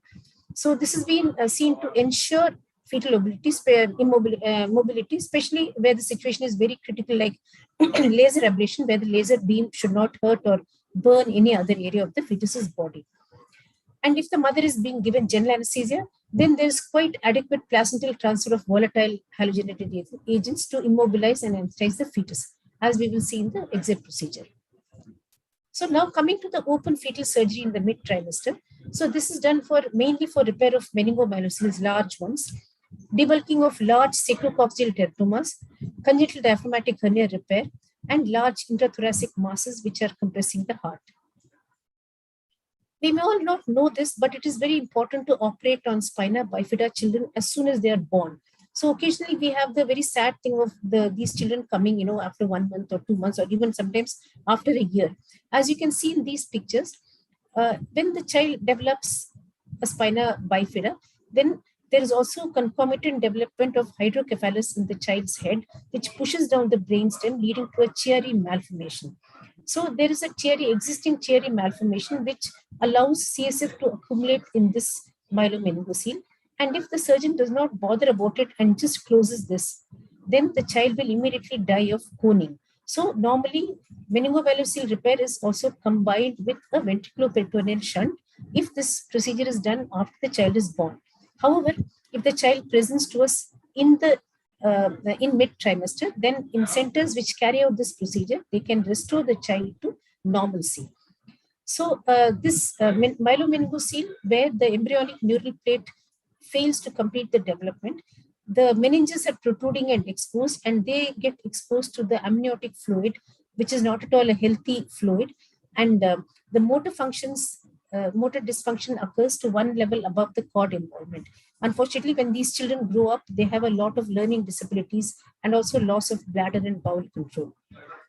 So in utero repair has the potential for decreasing these neurological deficits and reduces the intrauterine exposure and improves the quality of life. So open repair of myelomeningocele is required when it is a very large defect. And here the patient has been subjected to a laparotomy and a hysterotomy. You can see that this is the uterine wall through which the baby's back and the meningocele is just seen to protrude.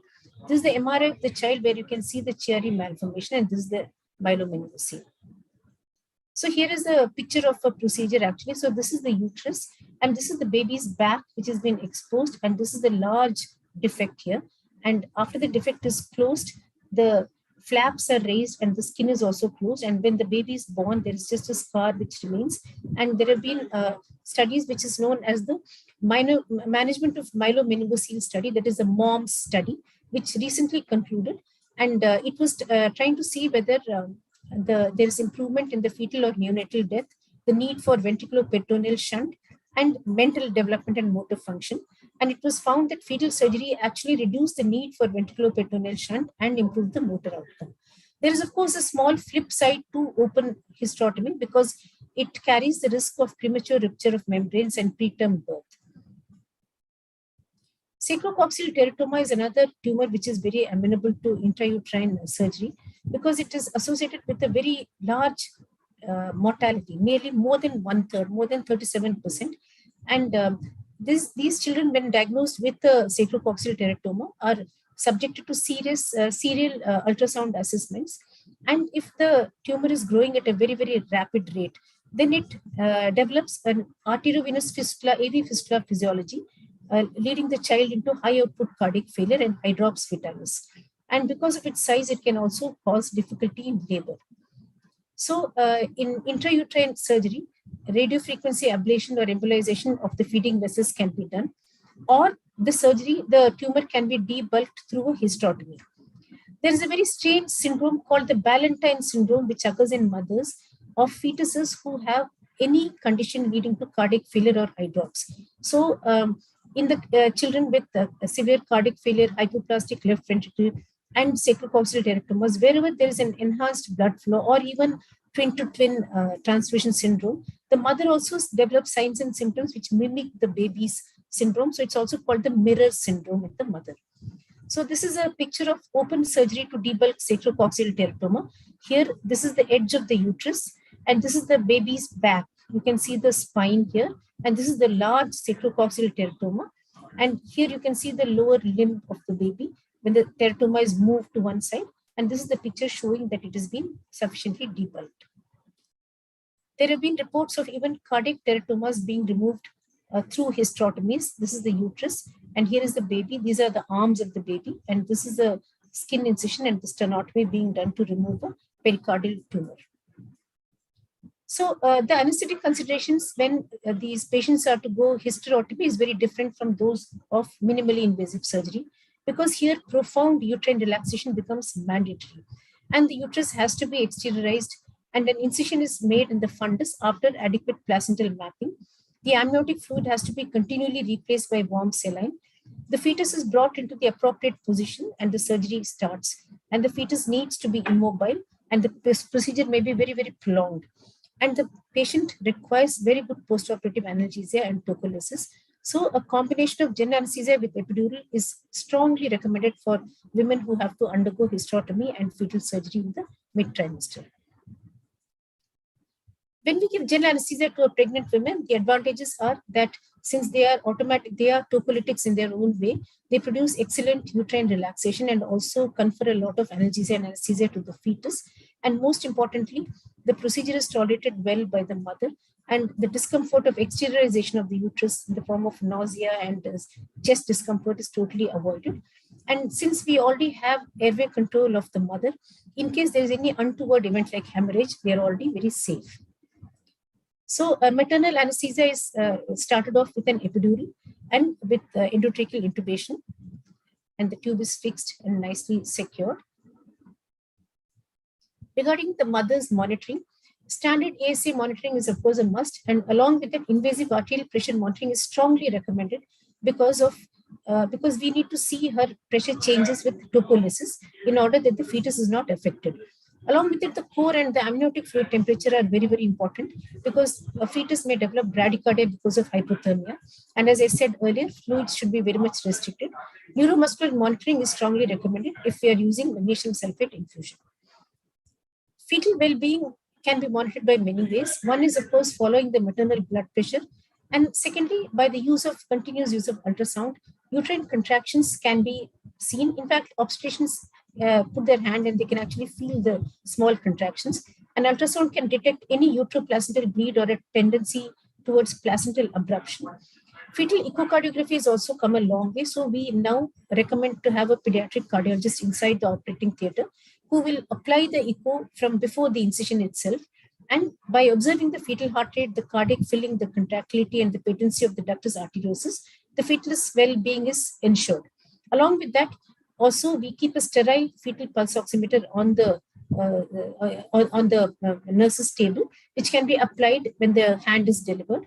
And as I mentioned earlier, hypothermia should be avoided. If there is bradycardia due to any reason, one must first look for cord compression or placental separation. Fetal medications also have to be prepared and given to the nurse. 15 to 20 ml per kg of O negative blood should be kept ready.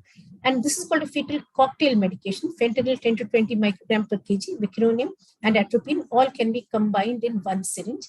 Apart from that, resuscitation medication in the event of a neonatal cardiac arrest, we must have atropine and epinephrine and calcium gluconate in appropriate doses and an IV cannula in fluids.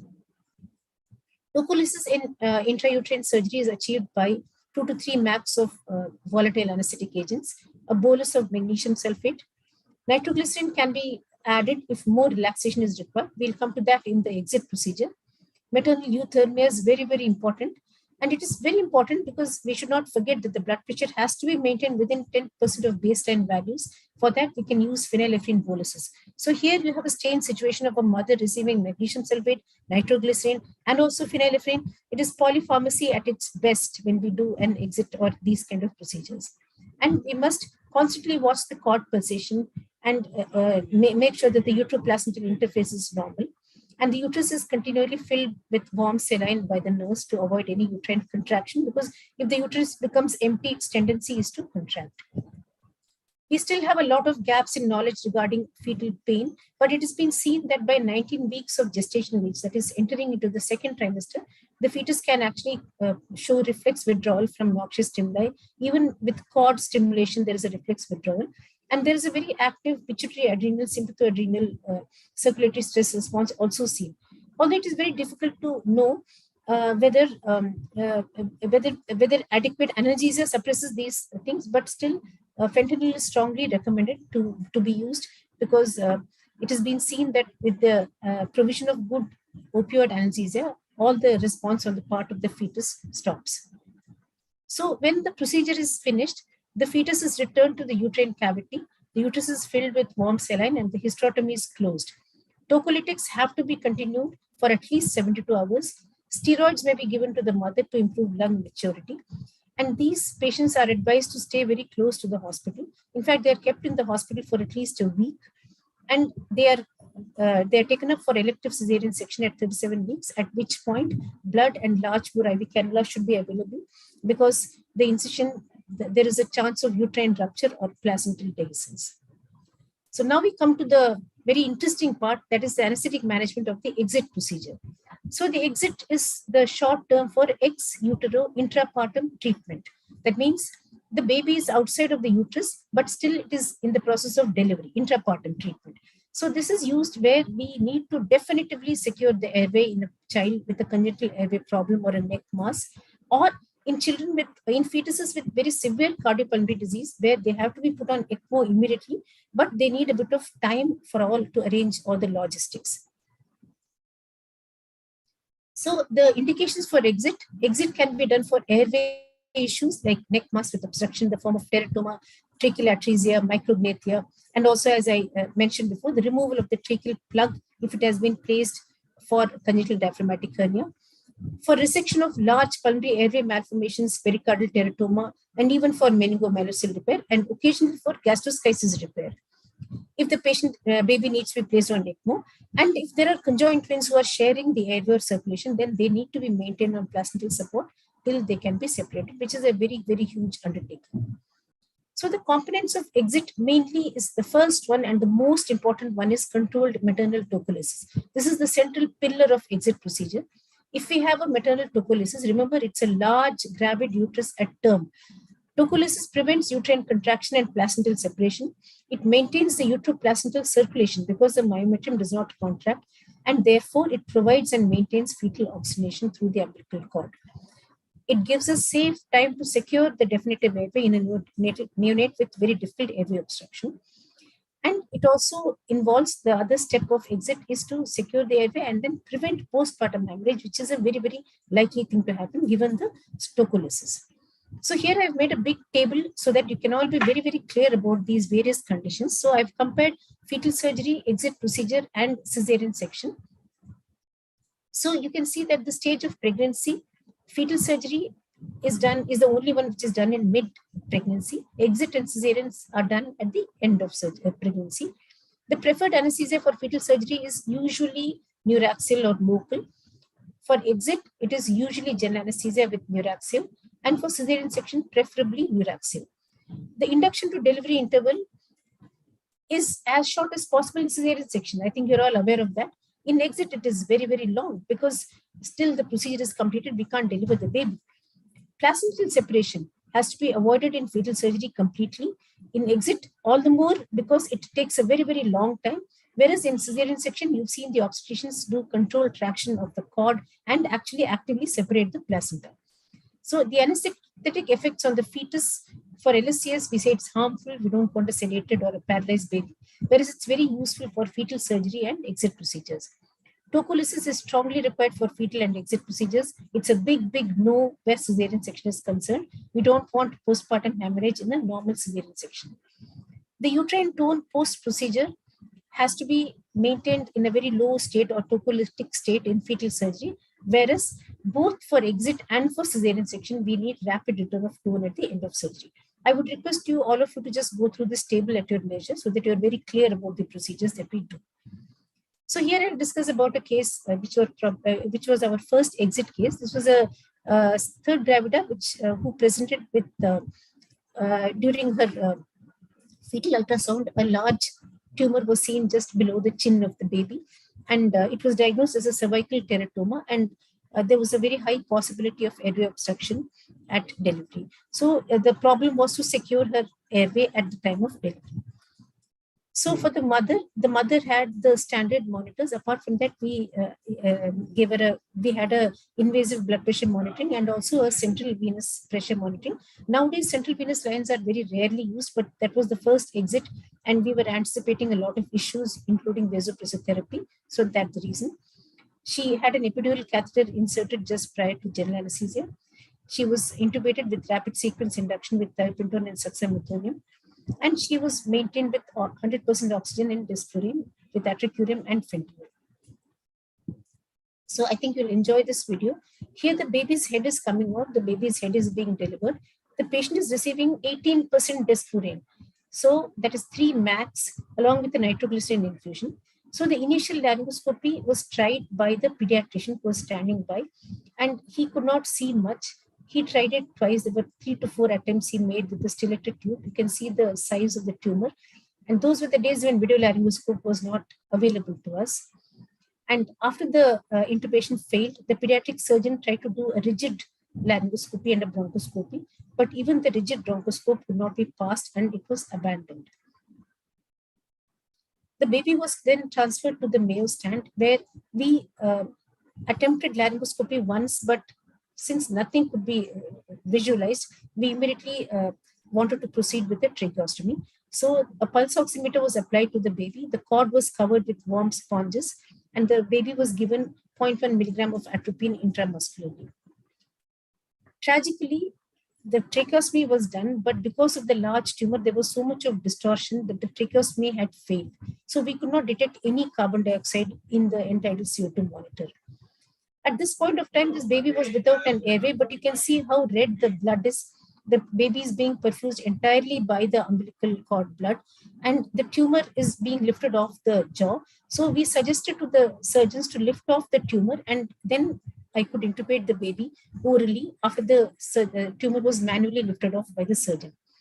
You can have an idea of how difficult the intubation was by looking at this baby. It is totally frightening. It was a miracle or mercy that it got intubated.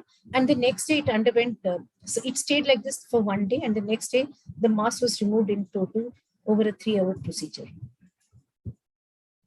During the whole period of a time of 2 hours, the uterus was well relaxed, the cord was pulsating, and the neonate's saturation was ranging from 60 to 65 throughout this procedure, and it increased to 93% after intubation. And also it was very visible that there was transplacental transfer of desflurane, because once the capnograph became available, desflurane could be detected in the capnograph trace, and the baby started to move after clamping the cord. Now we come to the second baby. The second patient presented with a child who was diagnosed to have KOS. KOS is the acronym given for congenital high airway obstruction syndrome, where there is an obstruction either by a laryngeal web or an undeveloped atresia, and the airway becomes very dilated below the obstruction, and the lungs distend with fluid. These are the lungs which distend with fluid, the large lungs, and the diaphragm is very, very flattened. And if we do an ultrasound, there are a lot of B lines also seen. So here the plan was to, because since the child had a diagnosis of KOS, so our plan was to try to intubate the baby once, and if we failed, to go ahead for a tracheostomy. So we arranged the OT for the same. So here the baby is being delivered. And you can see that after delivery, the baby was immobile and apneic because of a transfer of all the anesthetic agents from the mother. So the pulse oximeter was applied and the cord was covered, and we did the first intubation attempt. So this time we had a CMAC available. So here the intubation was attempted. Here you can see the epiglottis and the laryngeal inlet, small ones, and there's a lot of bubbles underneath. So a small 3-size tube was inserted into the larynx, but it refused to go after about 2 millimeters. Just as it crossed the vocal cords, it just wouldn't go. So we tried it for twice or 3 times, and we found that it was not going beyond 2 millimeters of the vocal cords. So we stopped it, and then we asked the surgeon to do a rigid bronchoscopy. So rigid bronchoscopy, you can see that the child is apneic and pink, and the rigid bronchoscopy was also attempted using a CMAC by the surgeon. So during this procedure, the child developed sudden bradycardia, which was treated with adrenaline injected into the umbilical vein. And here is the failure of the rigid bronchoscopy. The rigid bronchoscope was again attempted to be inserted into the laryngeal inlet, and we found that it was unable to enter. Though when it came out, there was a lot of fluid which came out. So it's suggesting that there was probably a web or something which was getting perforated. You can see that some fluid starts to escape. So then we proceeded for a tracheostomy. So the child is again very limp. It's totally paralyzed. And the surgeon started to do the tracheostomy, and the ECG and everything was applied. And as the tracheostomy was completed, just a second. If you look at the child's face very, very carefully, you can see a small breath. The child started to breathe. So it started to breathe very well, and the tracheostomy was completed. And the mother was in, the exit was called off, and the child was separated from the mother. So after this, the tocolysis was stopped, desflurane and nitroglycerin was stopped, oxytocin was administered and followed with ergometry, and the uterus was watched for tone. So when we plan for exit procedure, basically exit is the pinnacle or the highest thing that we can do. We have to think about the personnel, the role allocation, the logistics, and we have to rehearse. So this was the way we allocated the role to everybody: the anesthesiologist and the obstetrician, the pediatrician, and the perinatologist. So the fetal airway was a question of concern, because we made a lot of enemies with the pediatricians, because they actually wanted to do the intubation, but we were already there ready with the CMAC, and they couldn't do anything to us. So we told them very kindly that we were more experienced in the use of CMAC and also intubating such small babies. So our duty is to arrange the OT, provide for maternal anesthesia, ensure tocolysis and the fetal airway. The obstetrician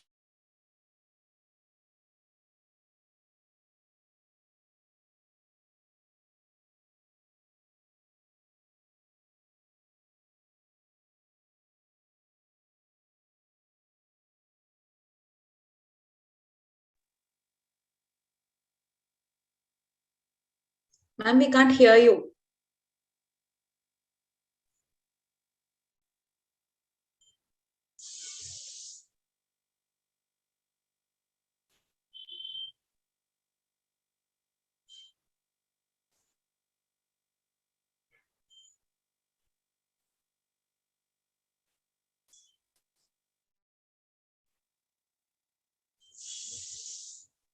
Yeah, ma'am, we are unable to hear you.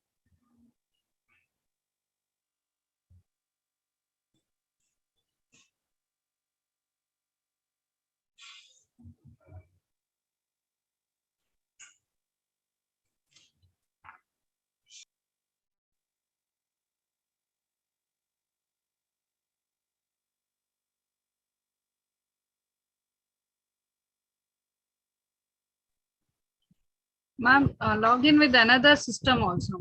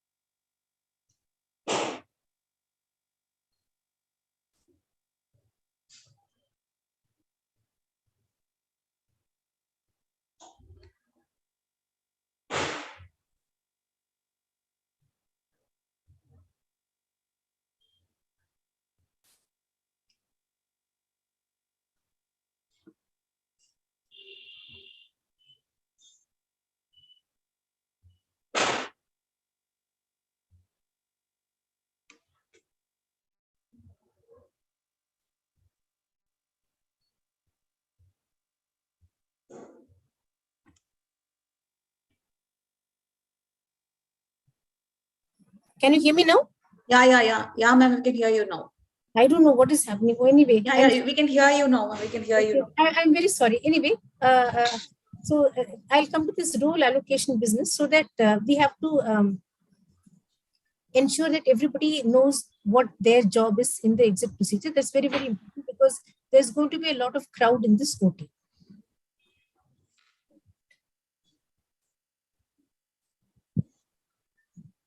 So for example, this is the OT which we are used to. So we have to actually virtually think out of the box. One second.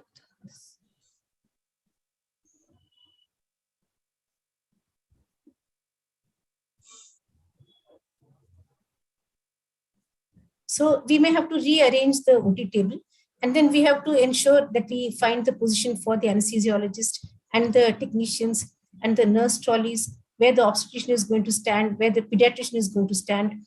And as you can see that we have two workstations, one for the baby and one for the mother, and the suctions and the electrocautery and whatever is required for the surgery has to be placed very nicely. And also there have to be two trolleys, one for the baby and the pediatric incubator you can see. But then the most surprising thing was these. So since the exit was being done for the first time, we had a lot of visitors into the OT, and soon the OT was filled with people who sort of, who were just watching and wanting to have some fun, and it was very tough to chase them away. So OT arrangement and OT rehearsal is very, very important. And then the mother has to be for an exit procedure. It's a very, very major procedure, and the mother has to be assessed and counseled for the whole procedure. So we normally take a lot of pains to tell her what all we'll be doing. And we have to see whether she is already on tocolytics, which is a very high probability. And if she already is on magnesium citrate, she's going to be very, very sensitive to relaxants and may have even CNS depression.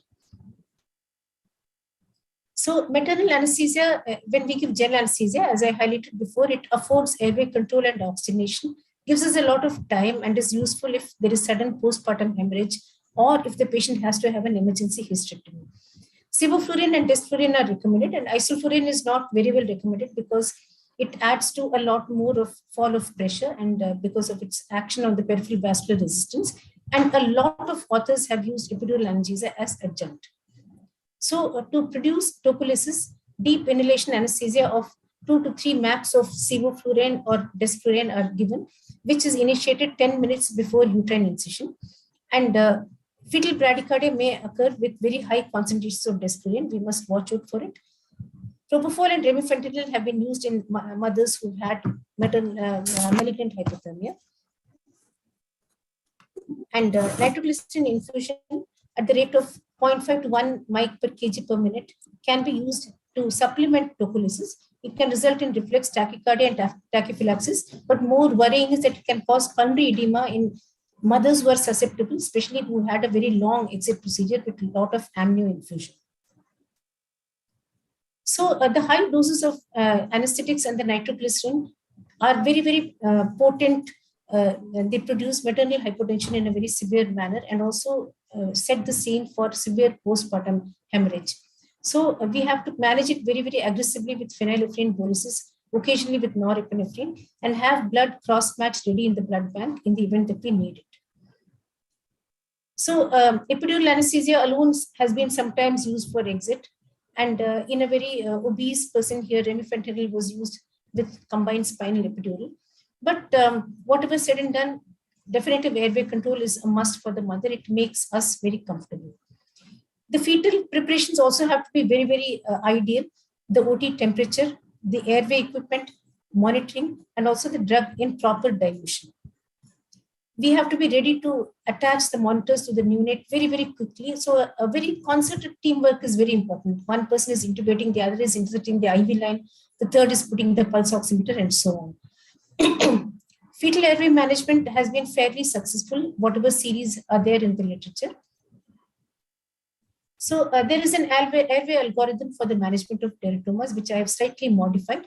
So if direct laryngoscopy can lead to intubation, then we can complete exit. If intubation is not possible, then rigid bronchoscopy can be done. And if it is possible, then a tube can be inserted, and then again exit can be completed. But there are instances like our first baby where we could not do it with the rigid bronchoscopy. We could not even do it with the tracheostomy. And after that, we had to again come back all the way to intubate. So although exit is multidisciplinary, involving pediatric surgeons, neonatologists, obstetricians, and ENT surgeons, it is the anesthesiologists who are involved in the OT planning, maternal anesthesia, tocolysis, in fact, the whole of exit. And we conduct the multidisciplinary procedure much like an orchestra is being conducted. So we have to be very, very careful. There's no limit to how careful we have to be. So mortality without fetal surgery is very high in complex anomalies and in airway anomalies, and fetal surgery in selected indications can improve the quality of life in these babies. The exit is a very safe and effective way of securing airway, and more hospitals should start doing it. It requires a very orchestrated teamwork and planning. The anesthesiologists play the pivotal role and should be involved well before delivery, and we are the best people to intubate in OT conditions. So thank you very much, and I'm really very sorry for all the glitches that I produced. Thank you, Vinothini. Thank you, ma'am. It was really nice having to hear from you. Those glitches are nothing for those videos that you have shown us. We had a first-hand experience of what you experienced. Thanks for those wonderful videos, ma'am. Amidst that, those glitches are nothing, ma'am. And you had proved your stewardship role in these procedures also, and it was wonderful to see those procedures. A few questions, ma'am. Any role of rectal indomethacin given preoperatively as a tocolytic agent, ma'am? Rectal indomethacin has been reported, but although there is a problem of premature closure of the ductus, so whenever we talk about indomethacin, we look at the fetus and especially the very small fetus, and it's actually a very fine way of balancing, because there are centers, as I said before, fetal surgery is still not very, very popular. So in fact, after the initial exuberance, now people are becoming much more watchful and careful of the selection. So in case the baby doesn't have a very high chance of survival and we're going to add a closed ductus to it, it's not a very good thing. But there are people who use indomethacin as an adjunct for tocolysis. Yeah, and any role for atosiban? I got to read about atosiban in a journal, some oxytocin antagonist. Is it available here? No, it is not available. Thankfully, we don't have it here. Otherwise, it would have added to more confusion. Okay, we are quite okay with our nitroglycerin. And when you give that 18% desflurane, it is something to be seen, to be believed. First of all, one would never imagine that one can give 18% desflurane. So giving that and nitroglycerin, the uterus is like a cloth. So, you know, when they touch the abdomen, so they go by palpation. So it is just as if you can sink your hand right into the myometrium. There's no tone at all. And so we are so scared of the PPH. So they use the harmonic scalpel to, you know, cut the edges. So it was a tightrope walk, but it was very good because I think we learned so much. And subsequently, we've done 3 more. So all in varying. Stapling device is used to cut the to make an incision. Hemostatic scalpel, like the harmonic scalpel. Okay. Scalpel only. So they just keep on sealing the uterine wall as they go around. And phenylephrine is the preferred vasopressor in the mother, and if at all required, norepinephrine. Am I right, ma'am? Norepinephrine we didn't need to. Nowadays, norepinephrine, there's a low threshold for using it anyways, because after its use in sepsis or septic sepsis-like scenarios, so it has gained its ground even for maternal postprandial hypertension. But having said that, phenylephrine is a more predictable. We know what 50 mics will do, so it's more like that. But then it can actually very seriously reduce fetal cardiac output. Although these are conditions where we're not dealing with that so much, but I don't know, there are no studies or no comparative studies. But phenylephrine is definitely prepared. Any role for cardiac output monitoring in the mother, like transoesophageal echo, or any role for that? In the mother, it is not the cardiac output which is bothering us so much. I mean, it is the placental perfusion. So probably something which can say whether the uteroplacental flow is normal. Probably that would be of much greater help than the global cardiac output. I think it is a regional flow which is so important for the fetus also, because fetal survival depends a lot on the maternal pressure. Yes, ma'am.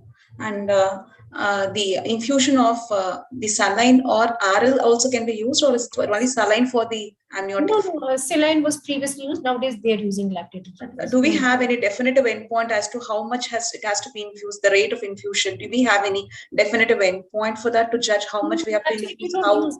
Is that the fetus is bathed in it, and like when it is out, the cord is bathed in it. So when the uterus is open, you don't see any space in it. So you don't measure. I suppose it depends on the size of the uterus. So the uterus is like a big pot. So it is filled till it is visible.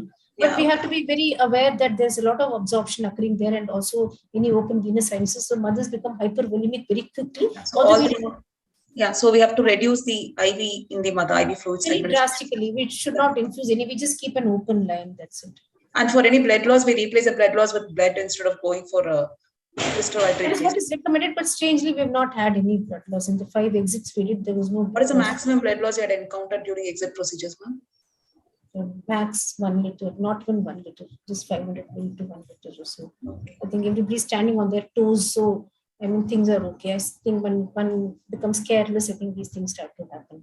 But at the same time, we cannot rule out the possibility of massive PPH, and also postpartum uterine atony has been reported even 24 hours after the procedure. So the patient has to be kept under observation. And if the fetal cocktail administration, if it is IM, it is okay. But if it's going to be IV, we go in for the umbilical vein. Yes, we're going via the umbilical vein. Yes, IM is sort of more rapid and sure, so they don't waste time in it. That's the reason why. Otherwise, umbilical vein is very good. It is sort of more sure. Sometimes in one of them, the pediatrician placed a catheter into the. Yeah, that was the next question, ma'am. Do you place a catheter? Then that's very useful, because then you can use it for infusion, especially for tumor excision. It's very useful because if there's a tumor, sacrococcygeal teratomas bleed a lot. That we need to give the child weight blood. So something like 10 ml per kg blood is given. So for that, we need those catheters. You've answered all my 3 questions in a row. Now I'm running short of questions. I feel very bad. I apologize to all the listeners. Ma'am, nothing, ma'am. Nothing actually. We are privileged to have you. No issues, ma'am. It's a technical glitch. No issues, ma'am. And if at all the RBCs have to be transfused for the child, we go in for a leukodepleted or... Leukodepleted one. That is fairly standard now. Even for the mother, leukodepleted one is only leukodepleted. So, but we don't go for the whole blood or anything, which was previously the thing. So in babies also, we go for leukodepleted RBCs only. And the babies, actually, there was a problem of whether they can form a clot, especially when one goes percutaneously and does aortic valvuloplasty. So do such small babies, are they able to form a clot? Because if they don't, then they will just continue to bleed and you've made a hole in the aorta. So it is found that they actually can make a clot. It may not be as strong as an adult clot, but it is sufficient to seal the chest wounds and the aortic wound. So that was one of the concerns raised. Okay. And after exit procedures, uterotonics, how long do you administer uterotonics? Uterotonics are, we give it over 24 hours. Just like after a normal cesarean section, because the moment you withdraw desflurane and nitroglycerin, much of the effect is gone. They're very reversible, short acting, so you don't have to worry. And if at all the uterus has suffered, it's probably because of the saline. I always feel that it kept distending it, so what will happen? But we have not had to give anything, and they're anyway under surveillance in the ICU. So every hour the uterine tone is, so just a 24-hour oxytocin is what is required. Yeah, just a situation. I don't know if it could be hypothetical. Like if there is any airway obstructing syndrome or any tumor or any cavus syndrome, but if it is a breech presentation, then what do we do, ma'am? We deliver and then we'll have to again, apart from the head, the rest of the child has to be again placed inside the uterus. Exit is, as a cesarean section only. We will not allow her to deliver vaginally anyway. So not vaginally, like via the incision also. When the incision is made, then you can rotate the baby and take it out. Okay. Because for other procedures also, the baby is turned around, whatever suits the surgeon. So we can ask we make the baby come out by the head and not by the breech. Okay. So that's a good question though. Yeah. And a lot is dependent upon the ultrasound, which is done just before that, the echo, the cardiac. We used to have the CTG. We kept the CTG because at that time we didn't have the echo for the baby. So the CTG activity was the only thing which would tell us. But by turning around the baby and if the maternal blood pressure is okay, generally nothing happens. Yeah, that like turning around is possible. Turning around is possible. They do versions and other things. So and in the presence of a controllable thing, there's a uterine incision also. So yeah, because like we don't want the uterus to be completely empty. No, we want the uterus to be filled with. No. The amnio infusion starts. In fact, there is something called controlled amnio reduction, which is the first step. So before the uterine incision is made, the obstetrician aspirates a lot of amniotic fluid. Okay. So it's so that it is not bulging and ready to expel Okay. the amniotic fluid and then start going to labor. So it's already made a bit lax, and then after the infusion starts immediately.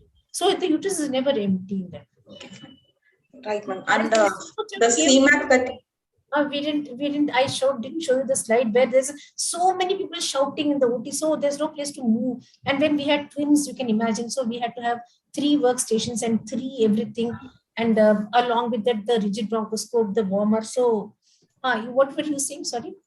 Yeah, regarding the CMAC, what size plate did you use, ma'am? 0. Okay. And you asked very good questions.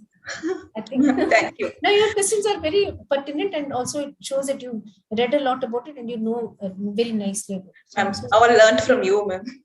Thank you so much, ma'am. And I'm really my sincere apologies to Dr. Johnson and yourself for nothing, ma'am. Nothing. Ma'am, seriously, we enjoyed. You had made us visualize. It was like like a Hollywood movie kinds. So thrilling it was to watch all those things, and how you had employed your stewardship and leadership role there. That is more important in this. No, the best part was that the one senior obstetrician came after everything was much more. She said, there's nothing happening. Like everything had already happened. So it's like that we take on everything on our head. But I think it's very good if the anesthesiologist manages it, because I think we know a lot about administration, which other people usually, They are a better team leaders than others. And also we see more into the thing than, others. So. Yes, ma'am. Thank you for those 2 videos. It was wonderful, really. Thank you for having you here, ma'am. We are blessed to have you here. Wonderful lecture. Wonderful lecture. I don't have words to say. Add something to everybody's knowledge. That's all. So if the PGs have any issues, you can just ask them to mail. Yeah. We would just message you and get your answers, ma'am. Thank you so much. Once much. Again, Dr. Johnson, thank you very much. Where is here tonight? You can hear me. And Vinothini, of course, thank you so much. Thank you for remembering me, basically. Ma'am, thank you, ma'am. How can we forget you? Thank you so much, ma'am. I take this opportunity to thank Dr. Anju Gupta, ma'am, and Dr. Rajeshwari, ma'am, for their wonderful lecture and imparting knowledge to us on these 2 most important topics and upcoming topic. And I also take this opportunity to thank Accurella and Anesthesia TV for being part of us. And happy Diwali to all of you. Thank you so much. Thank you. Thank you, ma'am.